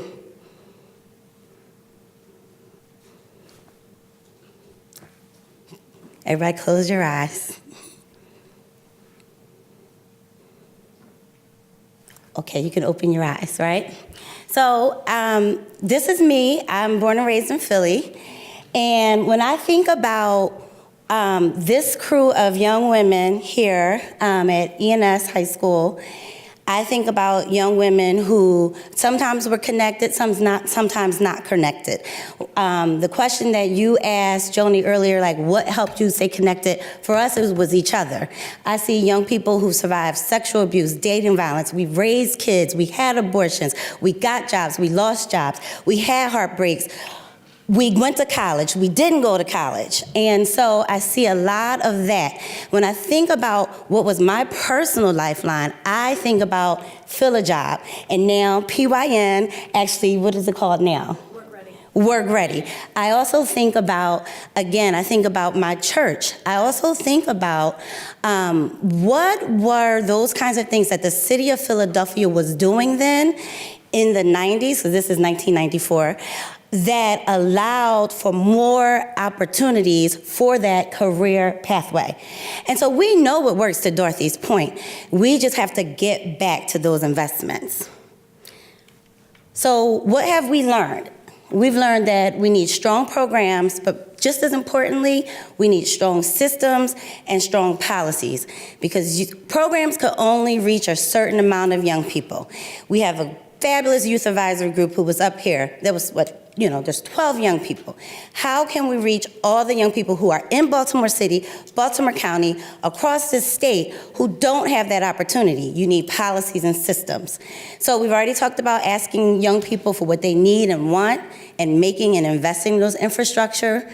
We have to recognize and address toxic stress. Even our young people who are the most connected or marginally connected, living in communities of high distress, are experiencing emotional distress, whether it's due to racism, whether it's due to trauma, and whether it's due to sexual violence or what have you. We have to use data. We have to be data informed, not data driven, and that comes from a number of different inputs that we talked about.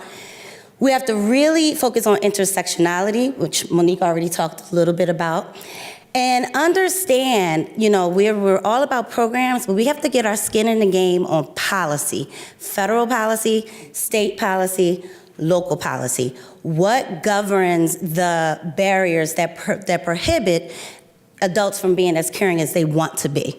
How do we change those things? And the one thing I always want to say is that local leadership matters the most. And I think what our job is as federal policy advocates is to foster the environment that allows local leadership to flourish. And we'll hear about that from the next panelist. And there's no one silver bullet. Thaddeus mentioned this morning. We need a range of programs and interventions. And through our research, we found that young people were not in just one, summer job. This is what did it. They were in internships, summer jobs, leadership development, service learning, you name it. And so there was no one way to say this worked or this didn't work. So you need a systemic approach. And so what we've learned in terms of the components of a local delivery system, and anybody can ask this question, you're a young person, you're a teacher, you're a researcher, does my community have these things in place that will facilitate good programs, strong policies, strong systems? Do we have a convening entity? Is it an intermediary? Is it part of an agency? Is it the mayor? Do we have someone or an organization who is responsible for braiding and blending public and private funds? Do we have a case management system, a navigation system? Are those people? Is it electronic?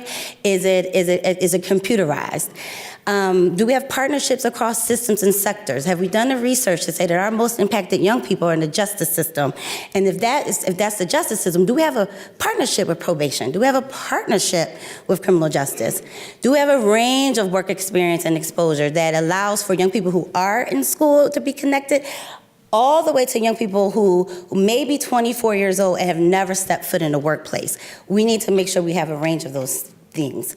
Dropout recovery, which we haven't talked a lot about today, but really important, is re-engaging young people in their own educational trajectory. Do we have an opportunity to do that in terms of systems building, not just a GED program or a high school program? Youth leadership, Dorothy said it all. And we haven't talked a lot about this either, but the capacity building that nonprofit leaders who are working directly with young people need every day. They too need healing, support, and investment, and that's critical to any systemic effort. So no more reading of red letters and stories, and we know that. So about connectedness, some gaps we've been seeing, not just in programs, but also policy. And we've heard this from young people because we always try to start with interviews, focus groups, discussions. It's childcare, not just for moms, but especially fathers.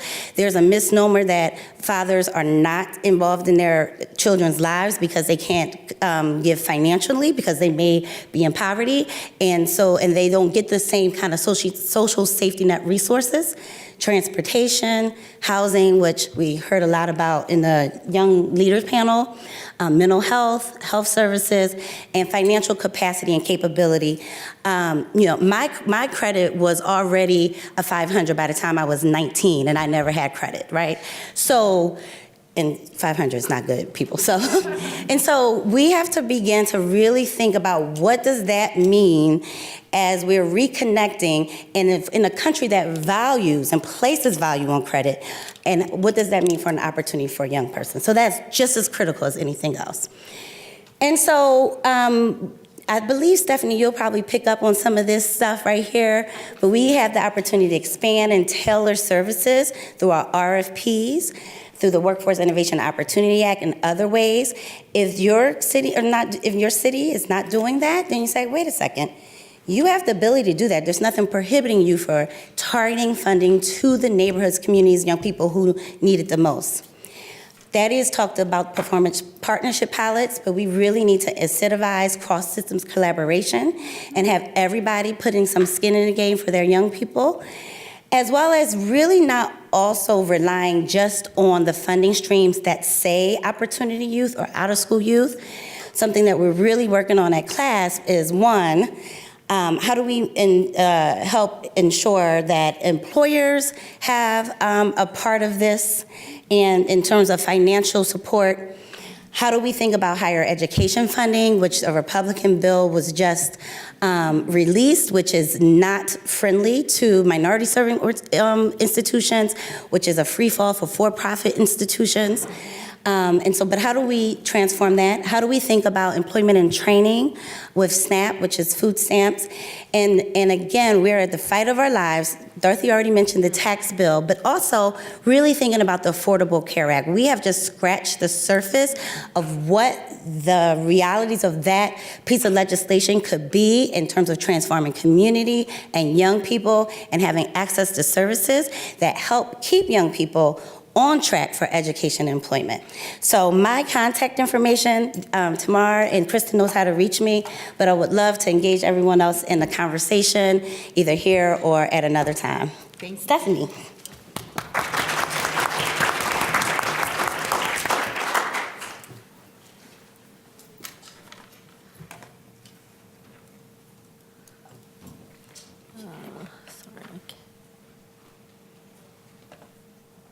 Is it on that desktop? The desktop? I didn't see that. Why not? Down here. No, down here. Oh, perfect. Which one? PUT. Good afternoon, everyone. Like Keisha and Will Smith, I am Philly born and raised. I was going to sing to follow the Macarena and the videos and everything else, but we don't have time for that, and nor do you necessarily want to hear me sing. But born and raised in Philadelphia, committed to this work. I've been doing it for 20 years. Teen parent, I was not a teen parent. My parents were teen parents, first generation college. Just have personally, my professional career has been around making sure that young people in Philadelphia have access to opportunity. The organization that I work for, the Philadelphia Youth Network, our vision is to alleviate poverty and inequity via education and employment. So I get to do what I absolutely love every single day. I could probably do my presentation in 1 minute, 30 seconds. Keisha and I talked a little while ago, and she said, I think what you need to say following me is, it's hard.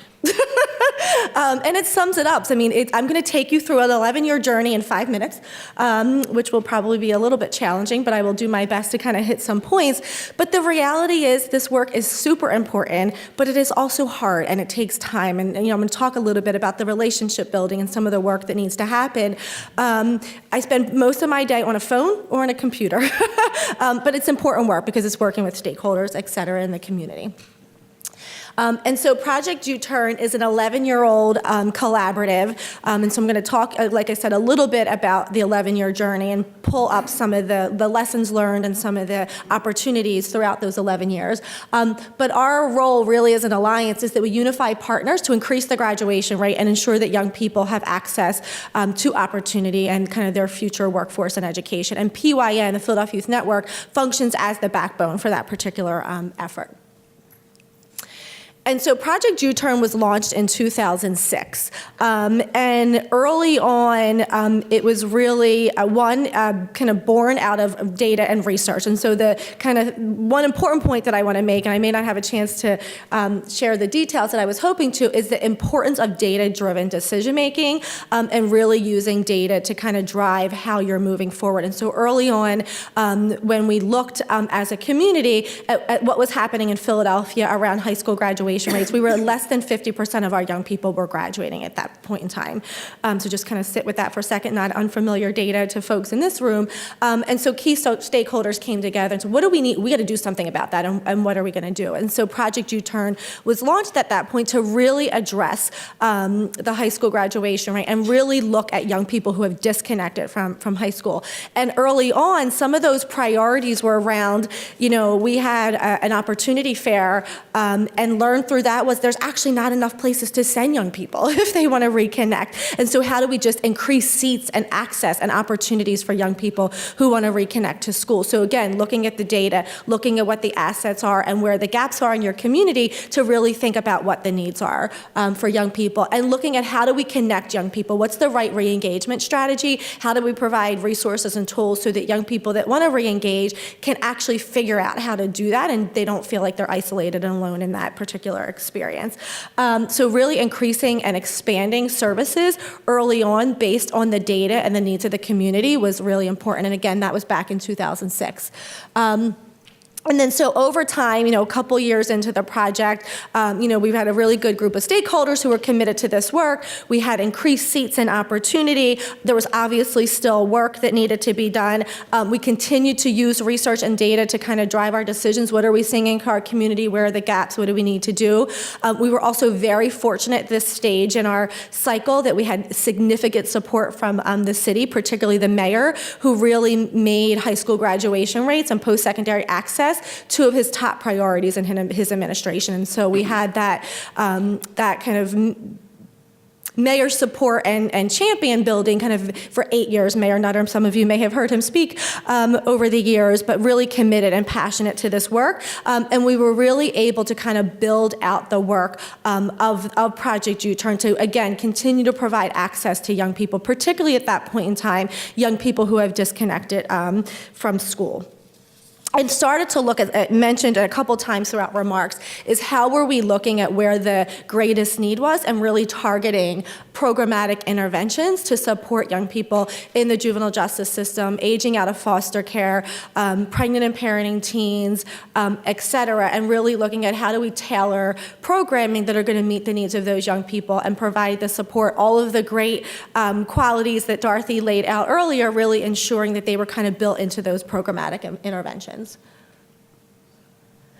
And then about 10 years in, we decided to pause. And I don't mean stop the work, because obviously the work is important and needed to continue, but to really reflect as a collaborative, what have we done over the course of the past 10 years? What are we proud of? What work still needs to be done? Where are the gaps? And so we actually went through a strategic planning process as a collaborative to really look at our work in the next several years. And so we did a lot of talking to local stakeholders, folks, around the country, around the work that we were doing.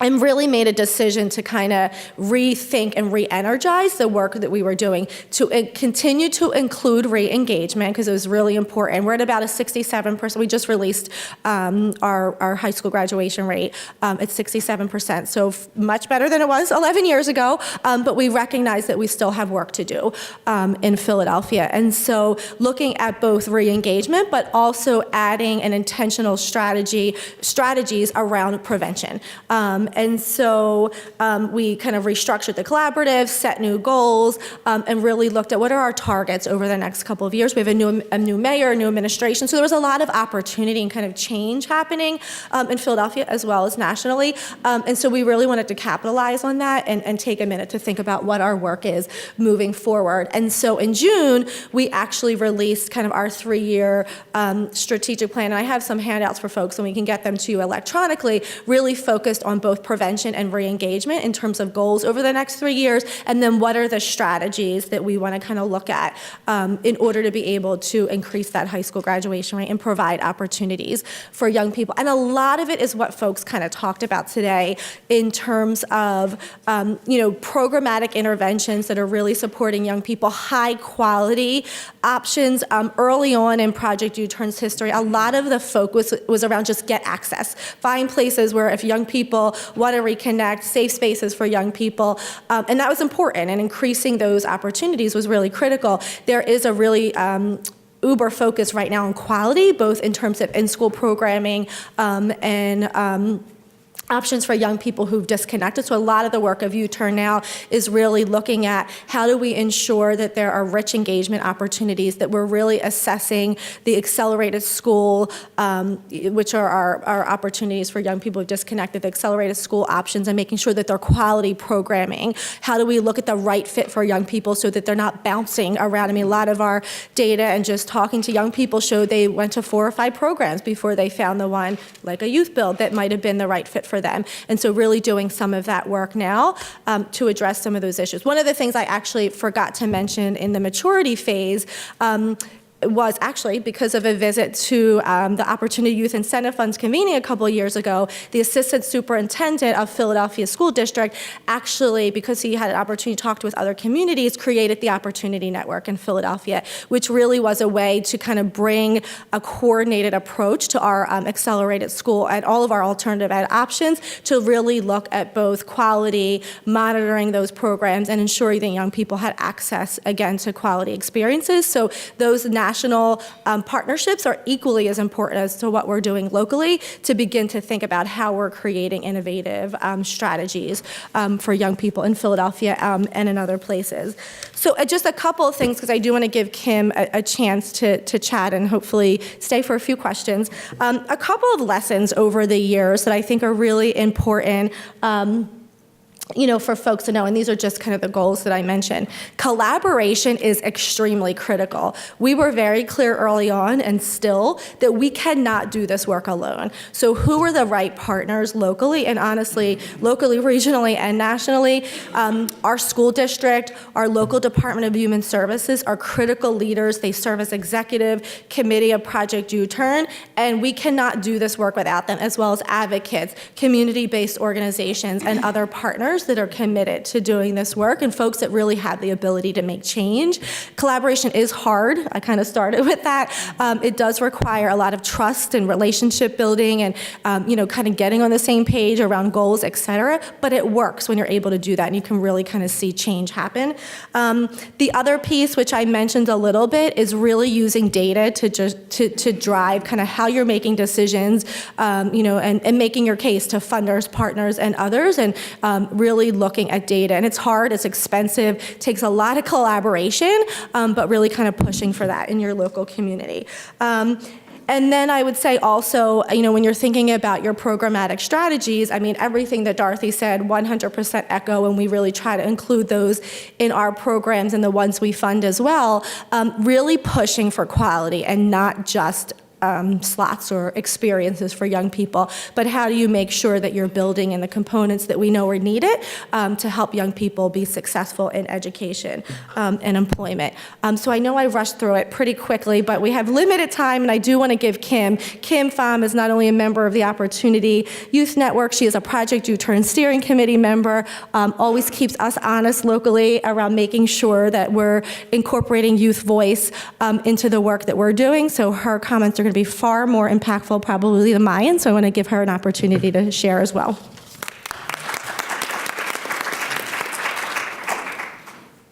Thank you, Stephanie. We laughed and giggled because we said we got to rush through this, and I said we're from Philly, we talk pretty fast. I think the topic of the panel is like connections among youth. I think the most important piece for me, a part of being a part, having connections, is just being able to participate in dialogue that drives action. Systems and agencies not only talking, but actually trying to work together. I'm a young person. I was a former Opportunity Youth. That whole little history timeline, I was a part of that.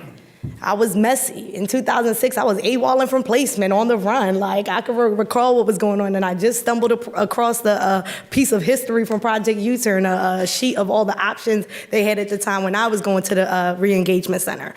But yeah, like, I've just been a part of Project U-Turn for about 3-4 years now. I've grown as a young leader to a young adult in this space, and I've always felt valued when I came to the table.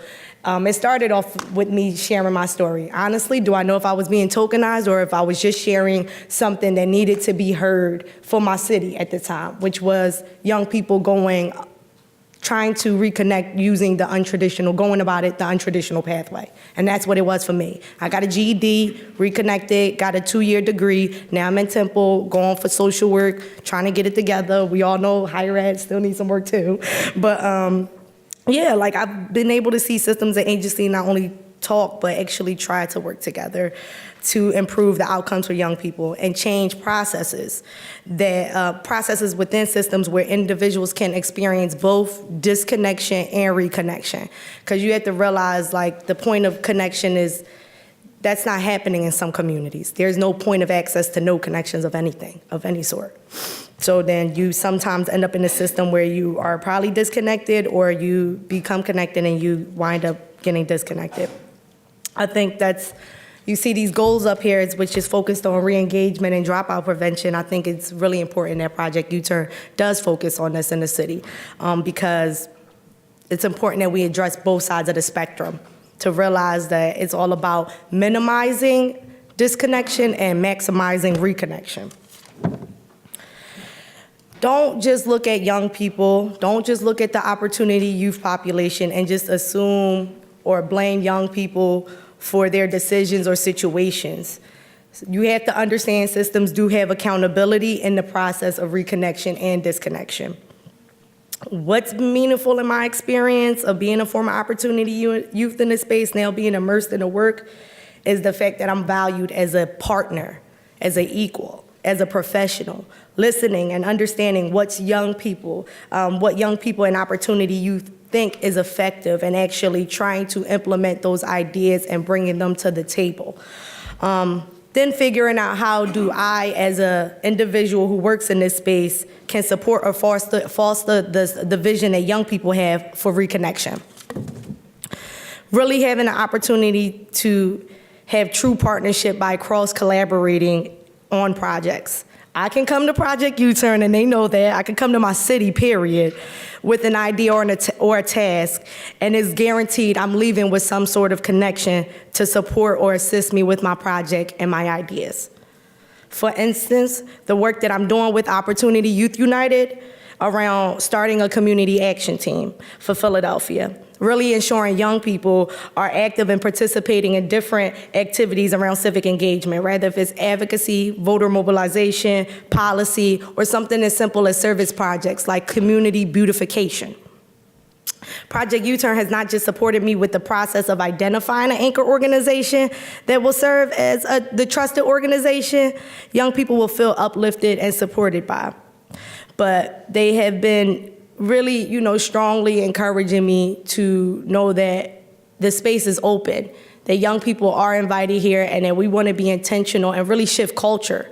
It's not just about having a seat at the table. Cool, it's grand that we got a seat at the table, but it really doesn't have no meaning if we're not actually doing things and making that commitment happen for young people and helping them identify the ways that they're responsible to social change in their community. Every young person doesn't want the pulpit. Some people want to be artists. They want to address the issues the way they want to happen and the way they see them in their community.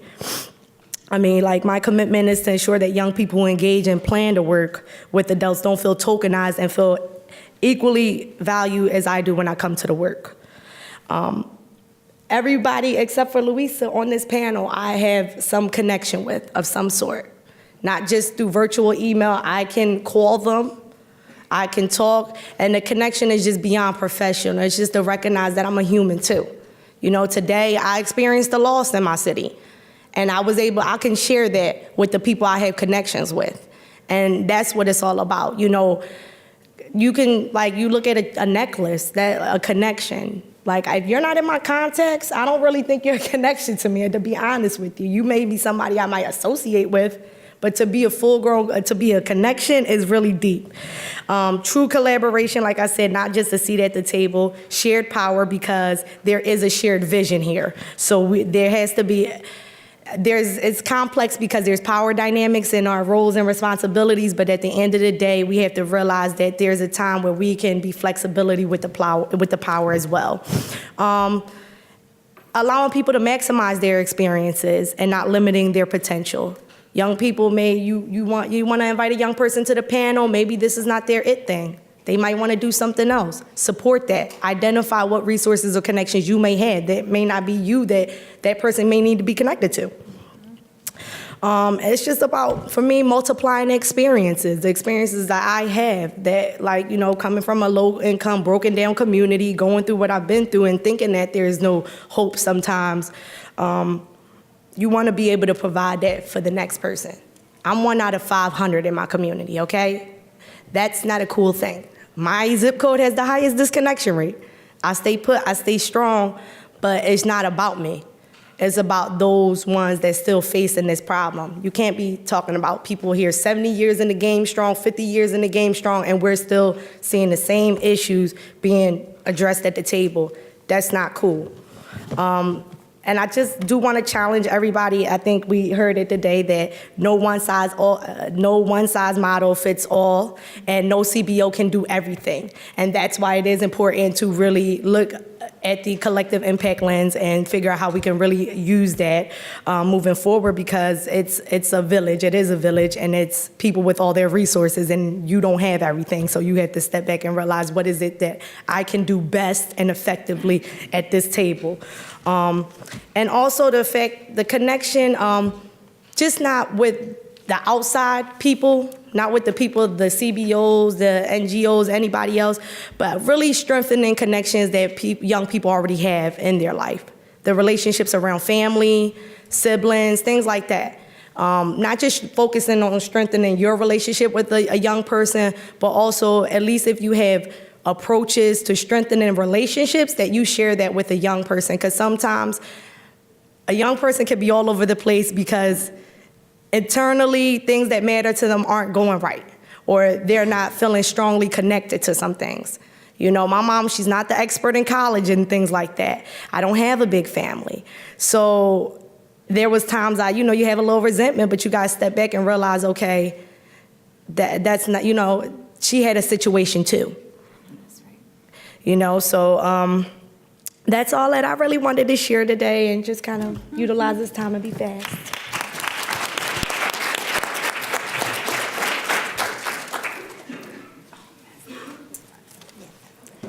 What an amazing panel of people, not just sharing their work.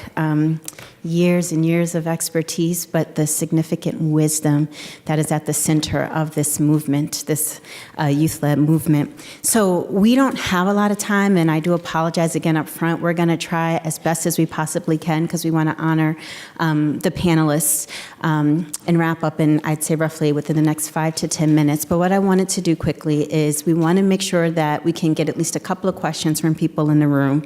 And I'm going to ask you if you could particularly target your questions to either Stephanie or Kim, noting that we're going to need to transition pretty quickly. But here's the sort of big frame, just to synthesize a little bit of what we heard. So, Louisa started us off, and she talked about qualities, features, and services that are really critical to seeing success across the field. And then we transitioned, and we heard Keisha tell us about systems, policy, and advocacy, and the intersectionality of that is so critical to also getting to effective outcomes. We transitioned to local, and we heard about the essential elements, process, and experiences of the Philadelphia Youth Network, noting the many years it's taken to achieve the remarkable outcomes that they are seeing. And Kim killed it. Here's what you said. Shared power. We share power because we share a vision. So Dorothy set up the what we need to see programs do, but you talked about your own experience of having your ideas supported and feeling like your voice was heard. You talked about meaningful engagement and being able to design what social change looks like for you. You even talked about defining the terms of your engagement so that you could facilitate meaningful connections, not just for yourself, but for your peers and even your family. So noting that those are some of the most critical elements at the individual level, at the community and local level, and then even at the national level, we want you to hold those ideas in mind as we think about that whole prevention and re-engagement continuum that is the sort of fulcrum of why we're here today. With all of that in mind, we want to now dive in and see what questions can we answer for you, or conversely, either comments, what resonated with you when you think about your own work, when you think about your own learning journey, practice journey. We love to just open this up and hear from you all. Ideas, thoughts, comments, and questions. In the back, thank you. Good afternoon, Stephanie Impanza with Urban Alliance Baltimore. And this is for Keisha. In terms of what resonated was just around policy. So I guess my question is, what can organizations do who are direct service organizations that focus on youth and education and employment? How can they begin to engage in kind of this landscape on a local, state, and federal level with policy? Lucky for you, we just started a campaign it's called the Reconnect Youth. What's our campaign called? Reconnecting Youth Campaign. It's a real simple name. We need something a little bit punchier. But you can see Thaddeus, you can see Kim, you can see me, you can see LaShawn, who's right next to you. We are united in a movement of national policy folks, Dorothy's vision when y'all hired me 10 years ago, as well as young people to unite. So just follow up with us and we'll get back with you. Okay. Phil Lee from Johns Hopkins, and Monique's heard this question before. So there's a lot of great stuff going on in Philadelphia and other communities. Do you have a specific suggestion about how we might continue this discussion between Baltimore folks and Philadelphia's folks? I'm particularly thinking about the youth getting together to be able to do stuff, because we're not that geographically far apart. I think a lot of the issues are very the same, and we and you guys have some really great youth. To whoever would like to answer. We're willing to connect. I think, we're definitely willing to partner. We have many partners here. So just feel free to reach out. Do we have our contact somewhere in the program? And we can make sure we disseminate that, yep. Mm-hmm. Thank you. Sada Matthew with the Forum for Youth Investment. I have two questions, if I can sneak them in there. One is around, Kim, you talked very briefly at the very beginning about just finding your program by chance, and I think that's a common thing you hear from Opportunity Youth. So I just would love to hear maybe Stephanie, Kim, other folks want to chime in a little bit about ways that folks are on the ground are institutionalizing, whether it's outreach or connection beyond the individual relationship. And then the second question is around, we talked a lot about youth voice and co-collaborating, and obviously very important, but there's some real barriers that prevent the co-design and the co-construction with young people. I would be curious if you guys talk a little bit about those barriers, whether it's the funding cycles that come down from funders, right, that make it very difficult to be thoughtful in your process in working with young people.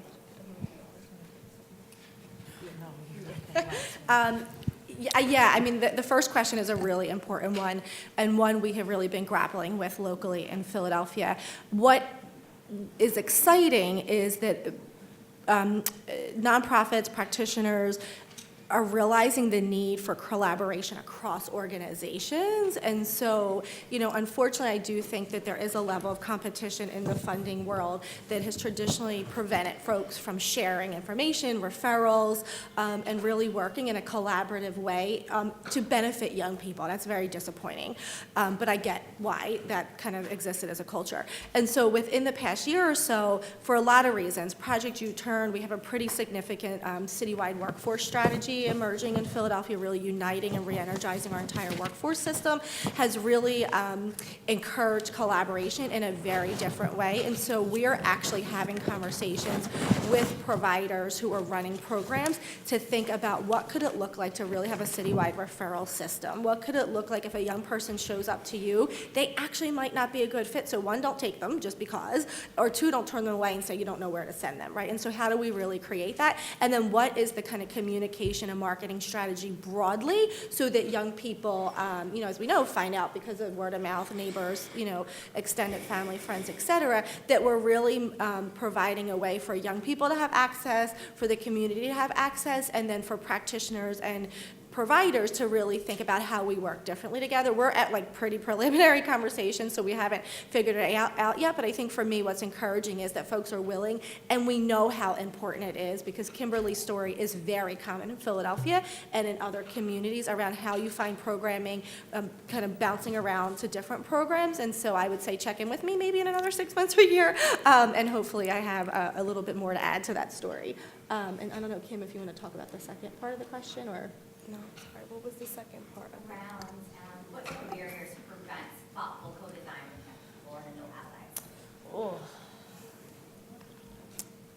allies? Adultism. I didn't want to bring that word up, but adults just, sometimes you got to lose the idea of the titles. Let go of the titles, come into the space as an equal counterpart, and realize that you are working with a young person. A young person may need more preparation around language that is being used in the space in this work.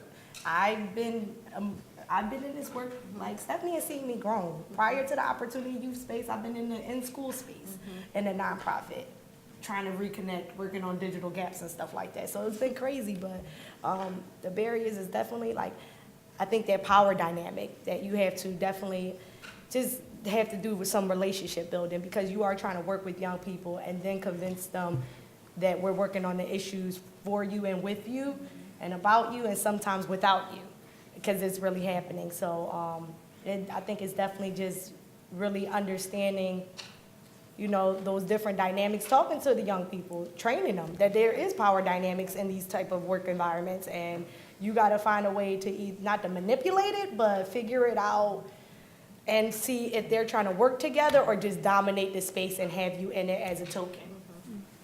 And I'd just like to add to that, from what we know for the research in visiting youth programs and talking about what are the challenges to doing things like in Youth Build, implementing the youth policy councils. And oftentimes it comes down to resources. Staff that work at nonprofits are typically under-resourced. They have a million things to do, they have a million needs, and it takes work to be able to put in the effort to bring young people to the table in program design. That is harder in terms of staff time than just doing it themselves, even though you may not get to the better outcome that way. So we need to think about how nonprofits are resourced and what kind of pressures funders are putting on in terms of what kind of outcomes they're looking for and how they fund programs and how that trickles down into how staff do their work and what they prioritize. So I know that we are really almost at time because I need to honor our panelists, and I know that we have one question. What I want to do is just by show of hands, are there any other burning questions out there? Because we can do a quick round and then actually close by asking each person to address the question. So I know we have one here, but is there anyone else in the audience that wants to get something in? Show of hands. Okay, so we'll hear your question and we'll go back to your question. And then I'll just ask each panelist to take one as we sort of go through the line on closing comments. Carl Headley again. Just the idea about language. You know, we talk about young people, what they're going through, but lots of time, when you're poor, if you're loved, you don't even know you're poor. So a lot of kids are going through what they're going through, don't use language that we professionals use. And so we're still lost in conversation using words that we define differently.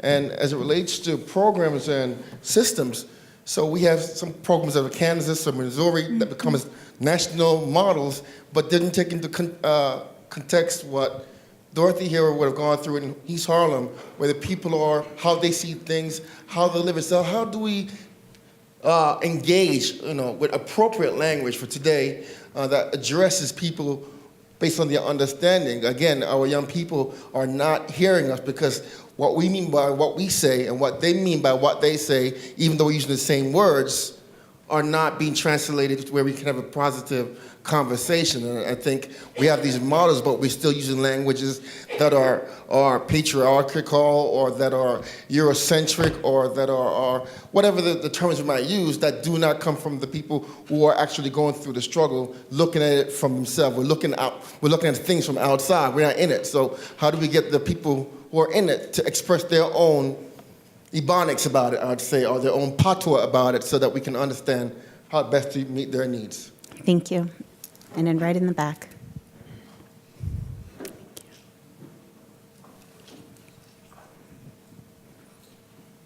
How y'all doing? Do any one of y'all programs deal with drugs? Do y'all have drug programs in y'all program?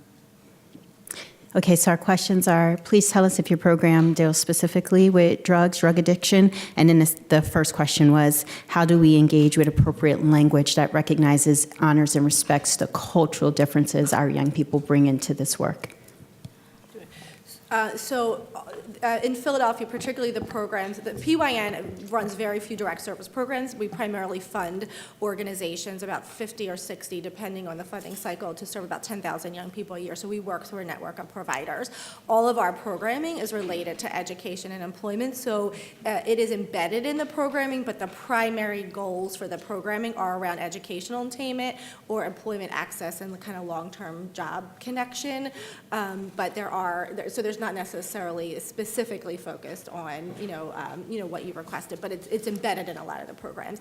I feel like the other question, we need a lot more than 2 minutes, but I think a couple of quick things that come to mind for me and something that we're really looking at with another collaborative that PYN is co-leading is around really building in approaches even beyond programming, board training, staff recruitment. Like, we're gonna have to make some intentional decisions as nonprofit leaders around how we're embedding all of this work, not just even particularly your question, into the work that we do. And it has to start with the board and the staff of the organizations before it can even go to the programming. So that's just a very quick response to that question. I feel like we could spend a whole other day talking about that. And I would just say, to your point, one of the things we were asked is gaps. And I've talked about health and mental health and substance abuse. I think that's a gap in this opportunity youth space, which is so focused on education and employment. And one of the things that CLASP is doing, we don't have a program, but is working on how do states make better policy options to better support substance abuse, mental health, and health services in conjunction with education and employment. So that's a clear gap that needs to be embedded. All communities have these. They're not connected. right. The policy and the funding reimbursement is not connected, which is one of the things we're working on. Yeah, and to build off that statement about gaps, many of the programs that I talked about earlier, not all of them, but sometimes you see programs that screen for substance abuse, so you have to have a clean, So you can't get in. so you can't even get into That's the right. program. So that's missing A an non-starter. opportunity to intervene in a young person's life. Yeah. And Kim? I think, to be honest about, I think where drug programs probably sit at for opportunity youth in the city of Philadelphia, I often encounter my friends and family dealing with the criminal justice system. Often that's where they're receiving like drug type of programs for like young people in that population. Either they have a PO of some sort, but That's just my God-given answer and my experience and observation of where those type of programs been sitting at. So that's a challenge in the public health sector, is those programs need to really be transparent through that industry. And that was actually a perfect segue. I'm going to close this out now, but I love that you went to the justice system, because we may have missed this in an earlier video, but I'm going to call it out because this is the statistic that keeps me up at night. And it is that if you are a black man and you have not received a secondary credential by the age of 26, you are 68% more likely to be incarcerated. 70% chance that you are going to go to jail. And what that underscores is this point around intersectionality between race, gender, and failed systems, including education, including healthcare, including housing, and certainly the justice system as a proxy for what the education system didn't do. So we are now going to transition into breakouts, but before we do, I would be remiss if I didn't identify the core elements that we heard identified as part of this afternoon's discussion. So what I heard these panelists say are that core elements of effective programs include youth leadership, including a youth development approach. We heard Dorothy talk about this, and if I could ever surmise what they do so well, it is love, coupled with action in the building of skills and connection to jobs and resources. We also heard our panelists say capacity building, but not just, Keisha talked about this, not just for young people, but also for the adults that serve our young people. That includes a trauma-informed and healing lens that supports young people, as Dorothy was saying, to deal with what is happening locally in communities. The other core element we heard identified is comprehensive wraparound supports. That includes everything from transportation to financial support to childcare. And every single panelist talked about data-driven decision-making. We've heard this all morning, but it was certainly echoed again in this panel, and that when you see quality programs, that is one of the threads that connects them, the ability to use data to inform their strategy. This is what Stephanie led with. The other piece that we heard, Keisha reminded us of, is the importance of systemic partnerships with a focus aimed at policy and advocacy so that you are able to impact local, state, and federal change. And as part of that, supporting a cross-system and cross-sector approach, because again, to carry this thread from the morning into this breakout conversations, these problems are not only so complex, we know that not only one CBO can solve them, we know that one sector cannot solve them. So how are we working across K through 12, post-secondary, justice, foster care, and the multiple systems that touch the lives of the young people that we care about with the intersectionality lens that not only holds youth engagement and youth-led change at the center, but includes a gender-informed lens and a race-informed lens, and also is coupled with trauma-informed care. That is a lot, but I would be remiss if I didn't say that we are the ones that we have been waiting for. Here's what I want to close with. I was born in Harlem, New York. I am one of 5 children. I was raised by a single mom. I got messages all of my life about what I wouldn't be. And if I had shown the picture that Keisha showed of my girlfriends growing up, I could tell you that they're not around now. I was not smarter. I was not more hardworking. I was lucky. But luck is not a national reconnection or re-engagement strategy. So the intentionality of the people in this room that are working together to solve this reminds me, and this is what I want to close with, the words of Martin Luther King. We all know this, but it feels like the moment to continue to hold his fight in our heart, as Dorothy reminded us, and that is that the moral arc of the universe bends at the elbow of justice. Thank you all.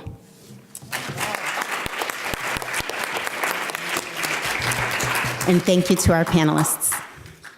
So I think we're going to start our summary of the breakouts. I know that a lot of you have solved these things for us, so I'm really excited to learn about all the solutions. So wonderful job. So anyways, I want to introduce the moderator for this breakout session, and it's an honor for me to do so. Dr. Claire Brindis, she came all the way from San Francisco to be here with us, so she's amazing. So just to give you a little information about her, she's a professor of pediatrics and health policy in the Department of Pediatrics and the Department of Obstetrics, Gynecology, and Reproductive Health Services at the University of California, San Francisco. She's also the director of the Philip R. Lee Institute for Health Policy Studies and co-director of the Adolescent and Young Adult National Health Information Center. Her work focuses on the health of children, adolescents, and young adults. And she also focuses on health insurance access and care, as well as women's reproductive health. In their interface between research and public policy, Dr. Brundis is often called upon to collaborate with a variety of different community groups, local, state, and federal government, and international entities to help translate research findings for purposes of program planning, the development of new program interventions, and policy development. She also recently just co-authored a new book, which is hot off the press, entitled Advocacy and Policy Change Evaluation, Theory and Practice. She has a special expertise also dealing with Latino diverse populations, migration and health, as well as examining the impact of migration and the acculturation of Latino immigrants. So welcome. And if you want to go around too, here's the microphone. Okay. All right, so I know it's late in the afternoon. It's early for me from the West Coast, although the red eye was not great. So I just want to say, first of all, thank you to our hostesses for the day. You've done a tremendous job in convening and bringing us together, conceptualizing this day. I also want to thank Josh for the leadership that he's provided to this new initiative, and of course, all the young people in this room and the ones who would like to be young people. So what I want to do for a few minutes is reflect on the whole day and then think about this issue around policy. And I know each of you had interesting conversations, and I want to be sure that you have a few minutes if you want to pipe in and say, well, the one thing that I really want to include, that I want to mention and underline is this. And then I'm really also looking forward to my friend Rico's comments that he will make after myself, having to do with preventing the disconnection. So let me just talk about my reflections on the whole day that I had an opportunity to parachute in the back. One was, I was really impressed, of course, with the young people's knowledge and wisdom and the thoughts about empowering, and we are honored to have you here for the day to share your wisdom with us. And experience that I've had in California have been about teaching young people not only about their own self-skills, but also how they can be researchers. Because I feel that the power of the data is going to be enriching our communities when they themselves know what data means, how to come up with a research question, how to collect information, how to analyze that information. And that's what we did in California, in Alameda County in Oakland. We were working with some school-based health centers, and we got a grant from the CDC, and we went through that process. We didn't just say, go out and be a researcher. We worked together in partnership. And we, as adults, have been really working hard on trying to get condom distribution policies in place in Alameda, and we were not getting anywhere as adults. But young people went out into the classrooms and spoke to young people, collected data, they analyzed the data, and then we had them practice with us what it meant to be in front, like you all did this morning and this afternoon, in panels speaking to adults. So they came dressed in their Sunday church clothes, and they spoke to the board of directors, the supervisors of the school district. And it was because they talked about condom distribution and what it meant to them that the school board passed the policy. So I want to say that that was a very important lesson to me, that it doesn't really matter what the data is per se, unless you have someone who can really champion the data and present the data in a way that people can hear it and is real to them and has traction. A second theme that I heard today is something that it's the 800-pound gorilla that we've talked about a lot today, having to do with all the isms, the racism, the sexism, the horrible isms that cover our world, and how challenging it is to make changes in those isms. And when I was in the 6th grade, Mr. Brown taught me the fable of Sisyphus. Some of you may or may not know that, of the myth of someone having to push a rock to the top of the mountain, and each time he pushes it up, the rock falls down. And I got very depressed, saying, why am I going to continue to do something, try to change with the world when that rock's going to come back? And what Mr. Brown gave me as a gift was, every time the rock comes down, it comes down just a couple of inches further than where it began. So I want to say we're in this together for a long time. It's not that in 2017, all of a sudden we discovered racism. We have, some of us who are much older than 35 years have seen many of these patterns. And I think the challenge is, how do we tell that story? How do we tell the story about how all these isms affect everyone? Everyone's affected by it. We are all suffering when we don't take advantage of the breadth and depth of the diversity in our communities. But that's a hard uphill battle right now. I have to say that with the current administration, I think it's particularly difficult in telling that story. And I think that we need to figure out how to tell that story. For some people, it's going to be ROI, return on investment. So when I've done research and I've done cost-benefit analysis showing that for every dollar spent on family planning, the state of California gets $5 back, that really worked with some policymakers who cared about money.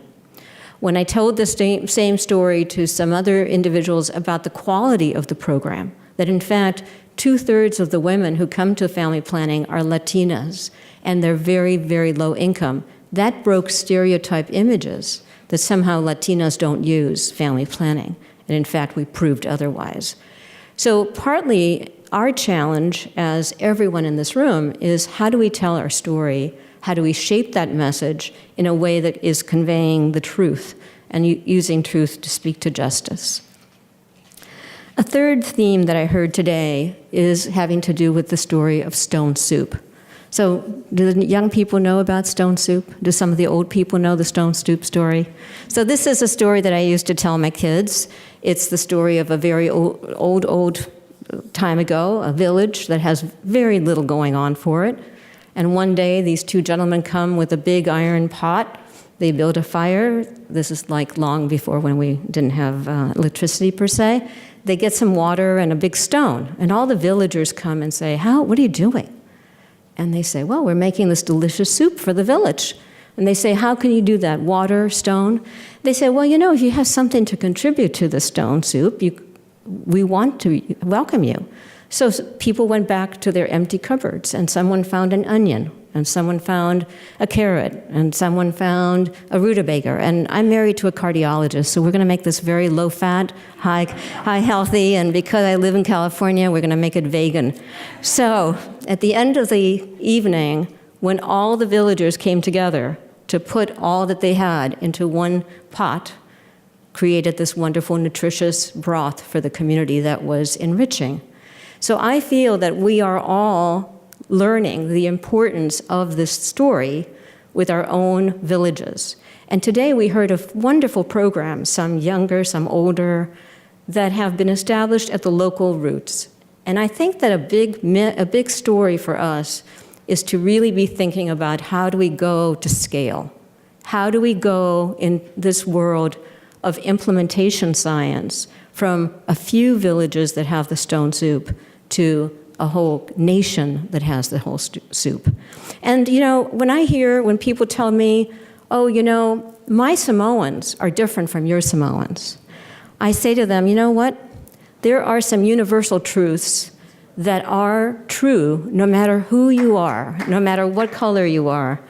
And I talk about McDonald's. Now, this is not a commercial for McDonald's, but I say that wherever you go in the world, if you order a Quarter Pounder, you get a Quarter Pounder with the 2 pickles and a slice of lettuce.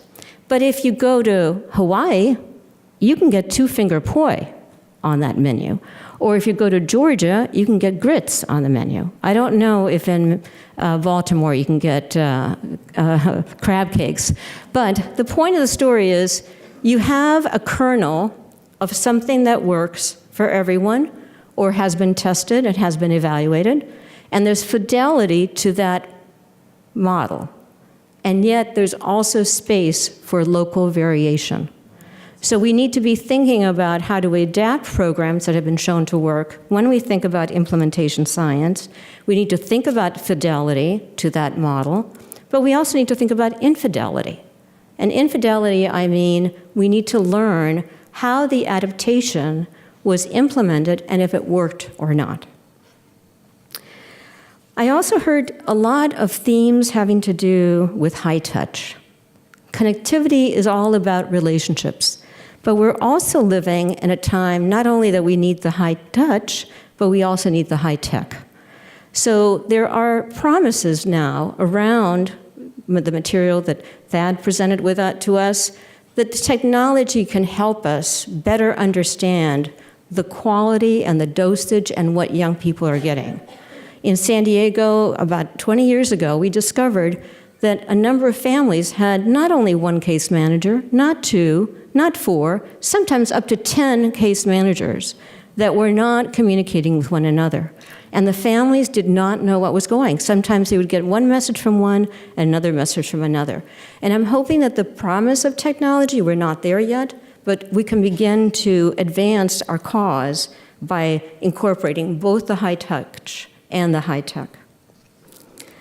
I think we also need to be thinking about positive deviance. So positive deviance, when you saw the maps this morning with the data, and you saw the areas that were either more green or gray or white or whatever, we need to better understand what that variation means. And particularly, we need to not only understand what their differences may be for families and communities and young people living in those communities, because it's not every young person who gets into drugs. It's not every young person who becomes a teenage mom or a school dropout in the worst circumstances. So we have to better understand what's going on that's protective and resilient for those families that are living under the same dire straits. We have not learned enough from the communities, and we need to better understand that. Another theme had to do with the spillover effects. I thought that was very powerful this morning when we were talking about some of the data that shows if you take the strand in the web, you'll see that if you start to work with young people on those social determinants of health, it's not only just affecting whether they're going to be enrolled in school or not, but it's whether they're going to be employed, whether they're going to reduce their drug use or alcohol use or engage in other elements with their families. So we need to be building in, from a social engineering perspective, those kinds of spillover effects so that we can begin to understand. And we need to be thinking about intergenerational programs.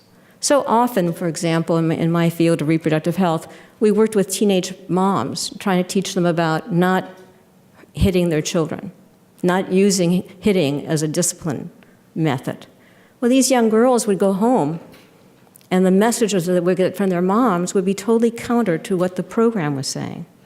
We did not make any progress when we didn't engage the parents of these young women, or when we didn't engage their partners. And I want to share one story with the teenage pregnancy program that had a program aimed at young men. Now, some of these young men were involved in the relationship with the moms of their babies, and some had been pushed out and were not part of it.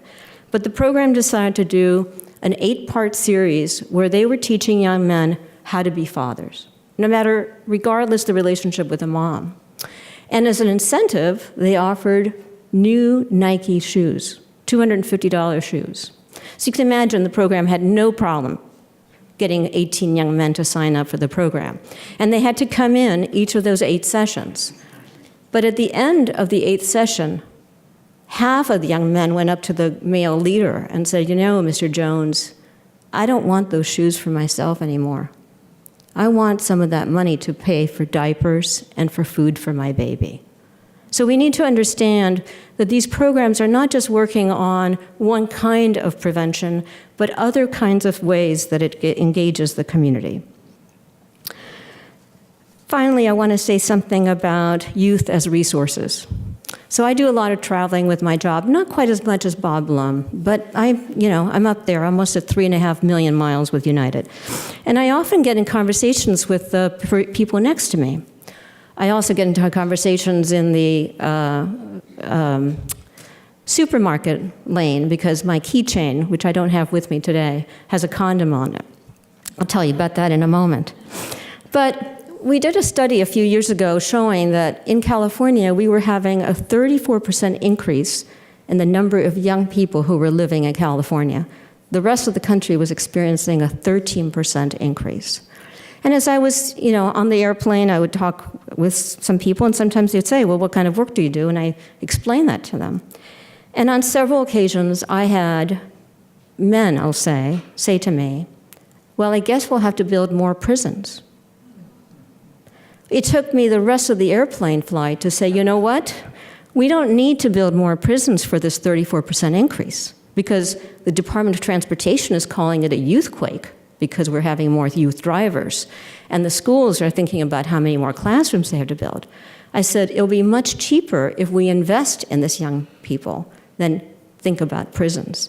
And in fact, I would tell them about the Netherlands. Advocates for Youth would bring policymakers from the US to the Netherlands, to Germany, to France, to study what were the policies that these countries had in place to reduce the incidence of teenage pregnancy. And in one episode in the Netherlands, one man said, in our country, we don't have a lot of ore, or we don't have a lot of gold, we don't have a lot of natural resources. The only natural resource we have is our young people. And if we don't do right by them, what's going to happen to our country? Well, in my world, I have never heard a policymaker talk about young people in this way. And until we start to shift that conversation in that way, until we create those opportunities, I don't think we're going to make as much progress as we would like to. So I want to just end by a couple of notes about policy, because I know that that's a great interest to us. A big issue is, are we using the data that we have already? So I think when we see the maps of variation, we need to study what are the policies that are in place already. And not only the strict policy about school dropout prevention or drug prevention, but to look at it in a comprehensive way. We were talking about the complexity of young people's lives. So I worry a lot about DACA. I worry a lot about the dreamers and about immigrants and undocumenteds in California. We have been looking at policies such as a driver's license. Do people have the ability to get a driver's license if you're not a citizen? Do young people have an opportunity to go to college if they're undocumented? Do they have an opportunity to get jobs? So when I think about policy, I don't think narrowly about policies that impact the environment and the social ecology in which young people live. So we need to learn from those states and the variation. If there are African Americans who are living in the Baltimore area and the Maryland area, we need to look for other comparable states that seem to be making better improvements. And what is the climate around policy? And we need to measure whether those policies are actually being implemented, or are they great on the books, but are not happening at the local level. I call that big P policy versus small p policy. Big P is legislative action, and small p is all the decisions that program managers make on a day-to-day basis. Who's eligible to get funding under this program? Who can qualify, et cetera. And also, how well are we doing? Are there enough resources to back up the policies that we've implemented? Another theme here relates to what are the policy concerns of policymakers. We're losing, as youth advocates, a big opportunity if we don't understand what the policymakers care about. And we need to be smart about thinking about how do we relate our issues to the issues that are concerning to them. So we need to be savvy about where are the policymakers. And I overheard in one of the tables that policymakers are not just the individuals who are in your state capital, but they're the individuals who are driving what foundations are funding and what policies there are going to be implemented just by shaping the kind of funding opportunities they provide. And the last thing I just want to mention now is to be thinking about studying the policies once you implement them to see whether they've made an impact in the problems that you've been trying to solve. And what was it in those policies that made the connection? So for example, in California, we were going through a period several decades ago where we were not able to make a lot of inroads around putting more money into comprehensive sex education. But we passed a policy that said any sex education that's implemented in the state of California has to be evidence-driven, cannot be just abstinence only. We're the only state in the country that did not receive any abstinence-only dollars. And then we did a study to see how well did that policy get implemented of evidence-based curricula. And the report was entitled Uneven Progress. So we found counties in the mid-section, it's called the red section of California, that were not implementing good comprehensive sex education, but others did. And the ACLU then took our report and sued on behalf of the American Academy of Pediatrics the school district, and the judge ruled that the sex education that was being offered in that county was dangerous to children because it did not include information about how to protect yourself against an STI or an unintended pregnancy. So I'll finish off with a little story about my condom keychain, and that is I do like to get into conversations in different places because I feel that we sometimes don't talk to other people, we talk to only the chorus.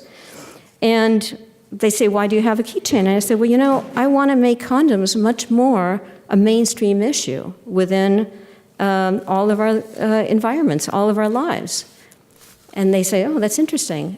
And then I say, you know, I've been very happily married for a long time, but my husband checks to be sure it's the same condom I've left the house with in the morning. So I want to stop and see if there are comments to my comments that you'd like to add based on the policy conversations or anything else that you've reflected on the rest of the day that you'd like to bring and add before I ask my friend Rico to come up.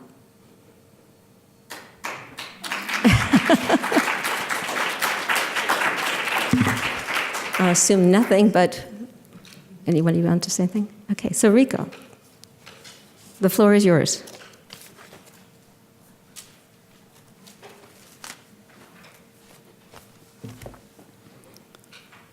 I'm going to see if I can do this or not.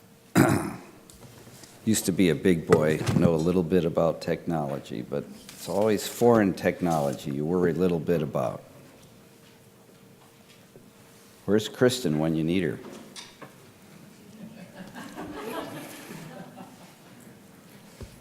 I have a disc that I just put in there, so I imagine that I could get it to show up well, I'll here. try. I can't promise you. Oh, here's the keyboard. Well, that's uh-huh. all we need. Okay. Escape. Okay. While you're doing this, maybe I can say a few words of introduction, which is just that Dr. Richard Catalano is an international expert in prevention science, and he has flown in from Seattle to be with us. We're very pleased about that.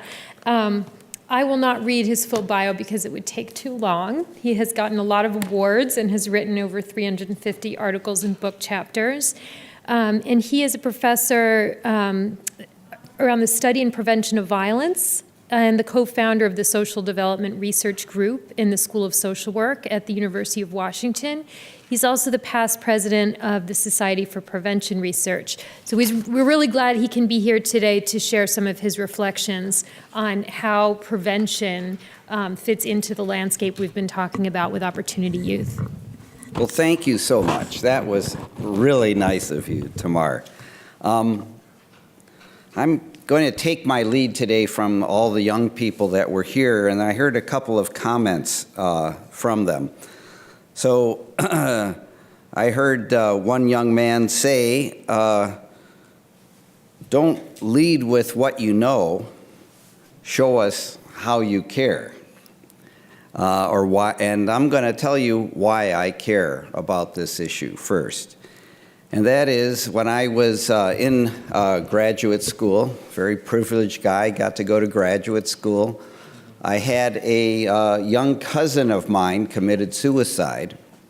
He was about 20 years old, several years younger than I was, but a contemporary. And I just had lost track of his life after I left college, and he was just, didn't understand how this could have happened to one of my cousins, and began to investigate, why that happened, and started saying, I've got to not only, after understanding the kind of circumstances he was in, said, I really need to change what I was studying at the time, which was international development, and start thinking more about positive youth development and prevention of problems. So that's where and why I care. And another young man said, said, don't judge a book by its cover. So this is my cover at that time. And I was having my own little journey of disconnection. And, but you see these two older women in the background. One is my grandmother and one is my great aunt. They were sister-in-laws, and they kept me close in that family so that I didn't, spin off into, interesting directions, but, I was able to, resurface and reconnect at some point because of that family connection. So, as Tamar said, I am the co-founder of a group of researchers that have been working since 1979 to try to take this struggle on of how do we prevent youth from getting into problems or disconnection, and how do we really promote their positive development. The reason that we were so interested in that were from various reasons. I've told you my personal reason for that, but we started our work in treatment, drug treatment, and in juvenile correctional institutions, and trying to work on reconnection or rehabilitation. And what we found with those kids and adults, young adults often, that we were working with, is it wasn't about rehabilitation, it was about habilitation. And so we said, if we're gonna habilitate, let's start earlier in life than this point in treatment and in corrections. So we took this on and tried to understand and develop an approach to prevention that might work. And I just have to say, this is 40 years later. I'm really an old guy about to retire. Some other guys work longer than me, but I'm hoping to retire in the next 18 months, if I'm lucky. But here's the amazing thing about a single career. In one single career, we've gone from not a thing worked in prevention and promotion. Nothing worked 40 years ago, to a point where now 60 is way an underestimate, but those are 60 prevention and promotion programs that you could do in your community tomorrow because they have training and technical assistance and manuals, et cetera, to do that. So I'm trying to say I want to bring your attention to some of the evidence here, and I'll end with some comments on integration in a second. But we have some evidence now that we didn't before, and that's for a guy like me, that's what I want to shout out about, is that we have done over these years rigorous research and have gone from nothing works to effective promotion and prevention. Not just me, a lot of people have done it, but it's really, really important that there's a big difference has been made. And this last point here is that communities are an effective organizing force for bringing these policies and programs. And I'm sorry, it's not just programs as Claire always tries to remind me and us, it's policies as well. And there are some effective policies that we have found as well as others have found. So what does a public health approach to prevention look like? To prevent a problem before it happens or to promote positive youth development, you have to address the predictors. Longitudinal research has identified things earlier in child's life that either promote positive outcomes, protective factors, or promote negative outcomes, substance abuse, violence, depression, anxiety, risky sex, you name the problem. They're all similar. And then we should take that information about predictors and develop and test programs and policies that target these risk and protective factors for change. Positive youth development is also a critical element, and there's been wars between prevention and promotion. I think that they belong in the same boat, if you will. And a lot of what we've been talking about today is about youth development, because it engages youth along with those that in their communities, their families, and governments to really empower youth to reach their full potential. These approaches build protection, including assets and competencies, real assets, money, how do we build up that part, as well as competencies. Build youth agencies and youth voice we've been talking about. Everyone has talked about that all day long, as well as youth contribution, that many of the young people have talked to us about their contributions that they're making. And then strengthen the enabling environment. It's not all about one person on one kid. It's talking about changing the environments that they live in. At our last table, Dorothy said, we've got to make teachers caring. That's changing the environment to support our kids in youth development. Sometimes we do that in families, sometimes we do that in schools, and sometimes it's in the community members where we have to do it. All kids don't fit into one of those boxes. What if your dad was in prison? Some young man just said that, and so there's no dad. Who else steps in to do that? So we've got to make sure that we strengthen the enabling environment and transform systems. A very complicated graphic. Ask me about it. Go to the Youth Power website. You'll learn more. So this intervention spectrum that I'm really talking about is the promotion and the prevention side of this little diagram that the Institute of Medicine or the National Academy of Sciences has developed through 2 volumes that it's published over the years in this area.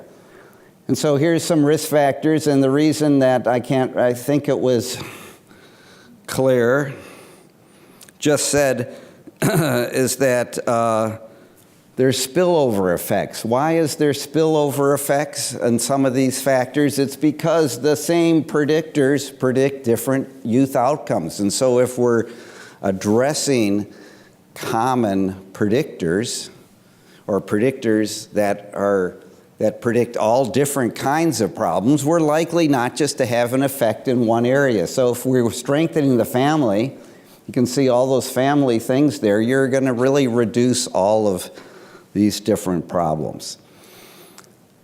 School in the same way, and there's much commonality in protective factors. A lot of competencies and assets that we talked about, belief in the future, positive norms, and then family, school, and community. A lot of us have been talking about opportunities, different kinds of opportunities for different kids, recognition for behavior, positive behavior, as well as bonding to those folks.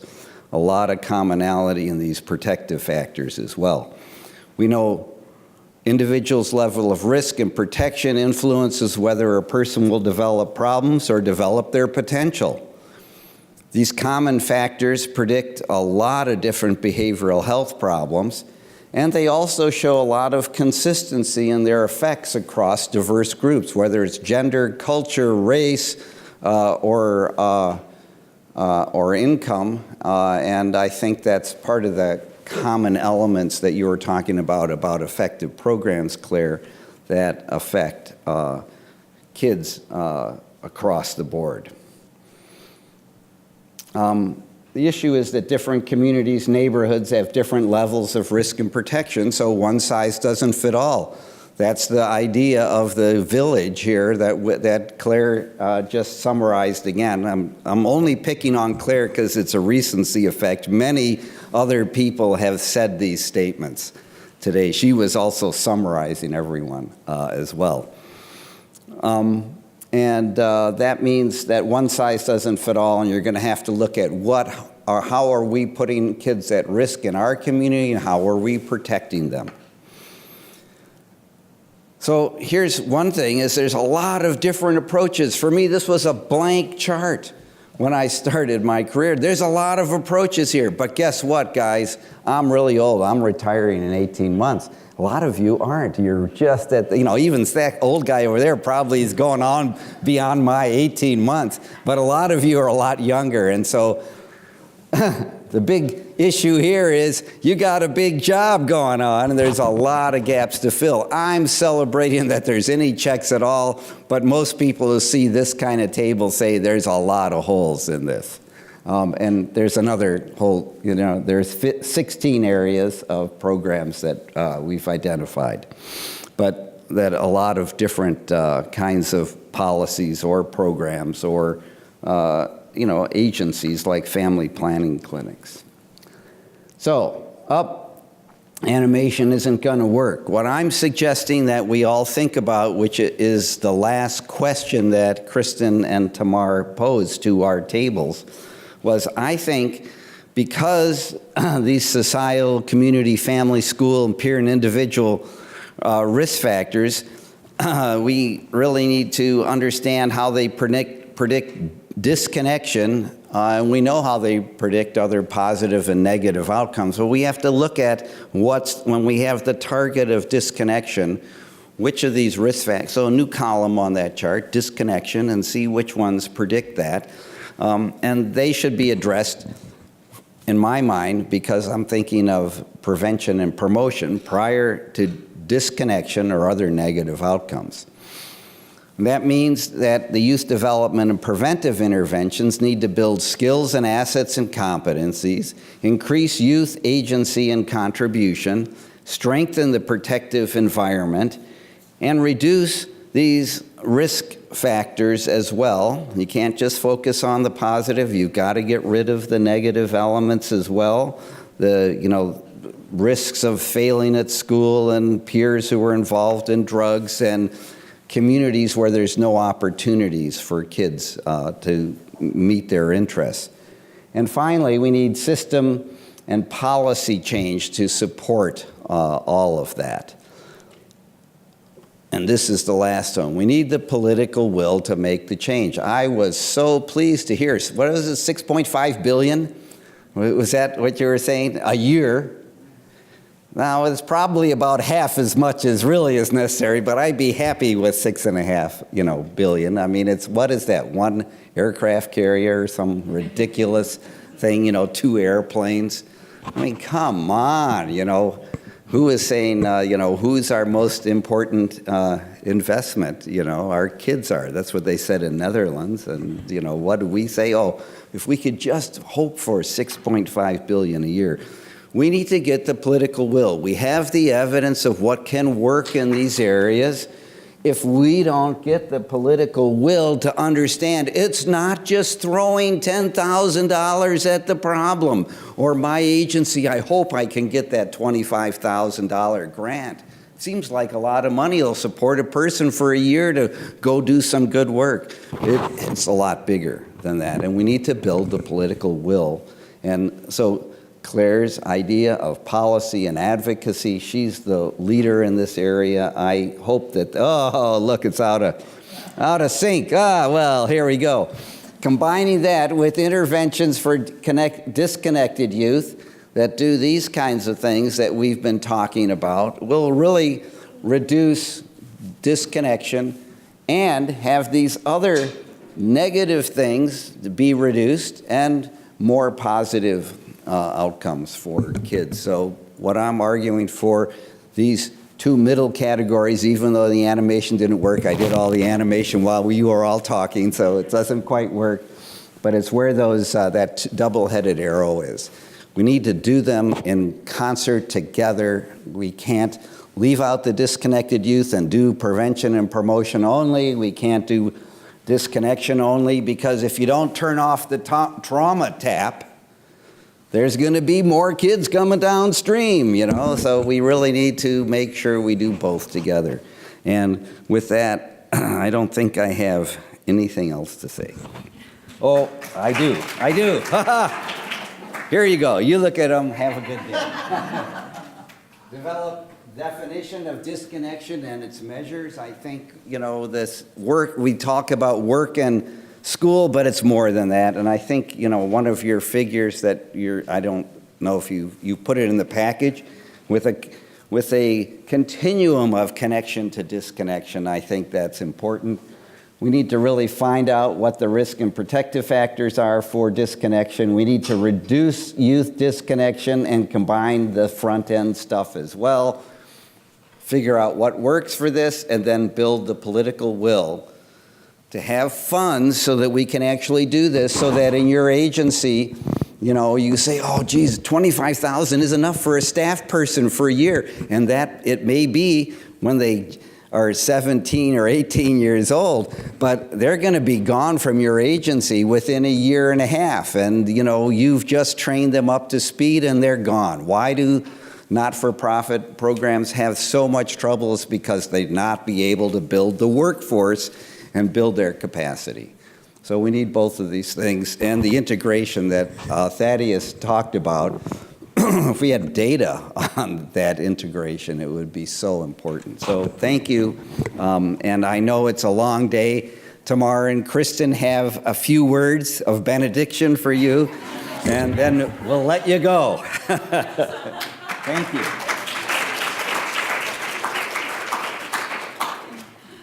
Yes, you are all blessed. Well, congratulations for sitting through this very full and rich day. And I'm not sure we need more reflections. We're about to move to cocktails, so probably that's where we're at right now. But first, I really would like to acknowledge and welcome Dean Ellen McKenzie, who has joined us. Yay! Yay! And also, again, to acknowledge Josh Sharfstein and his incredible leadership and really the support of this whole initiative, which has been just incredible. Josh, would you like to say a few words before we close?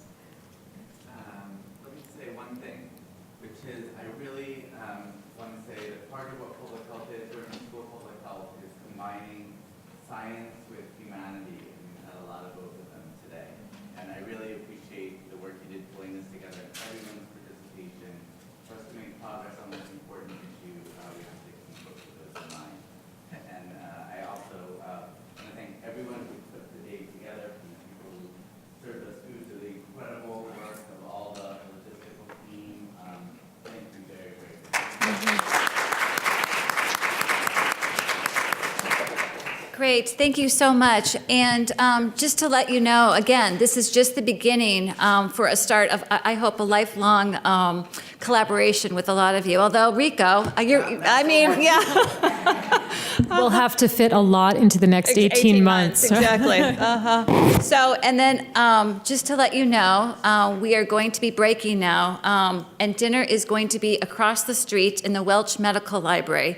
We'll start off with cocktails, and then there will be a dinner presentation by our keynote speaker, who is Chris Wilson.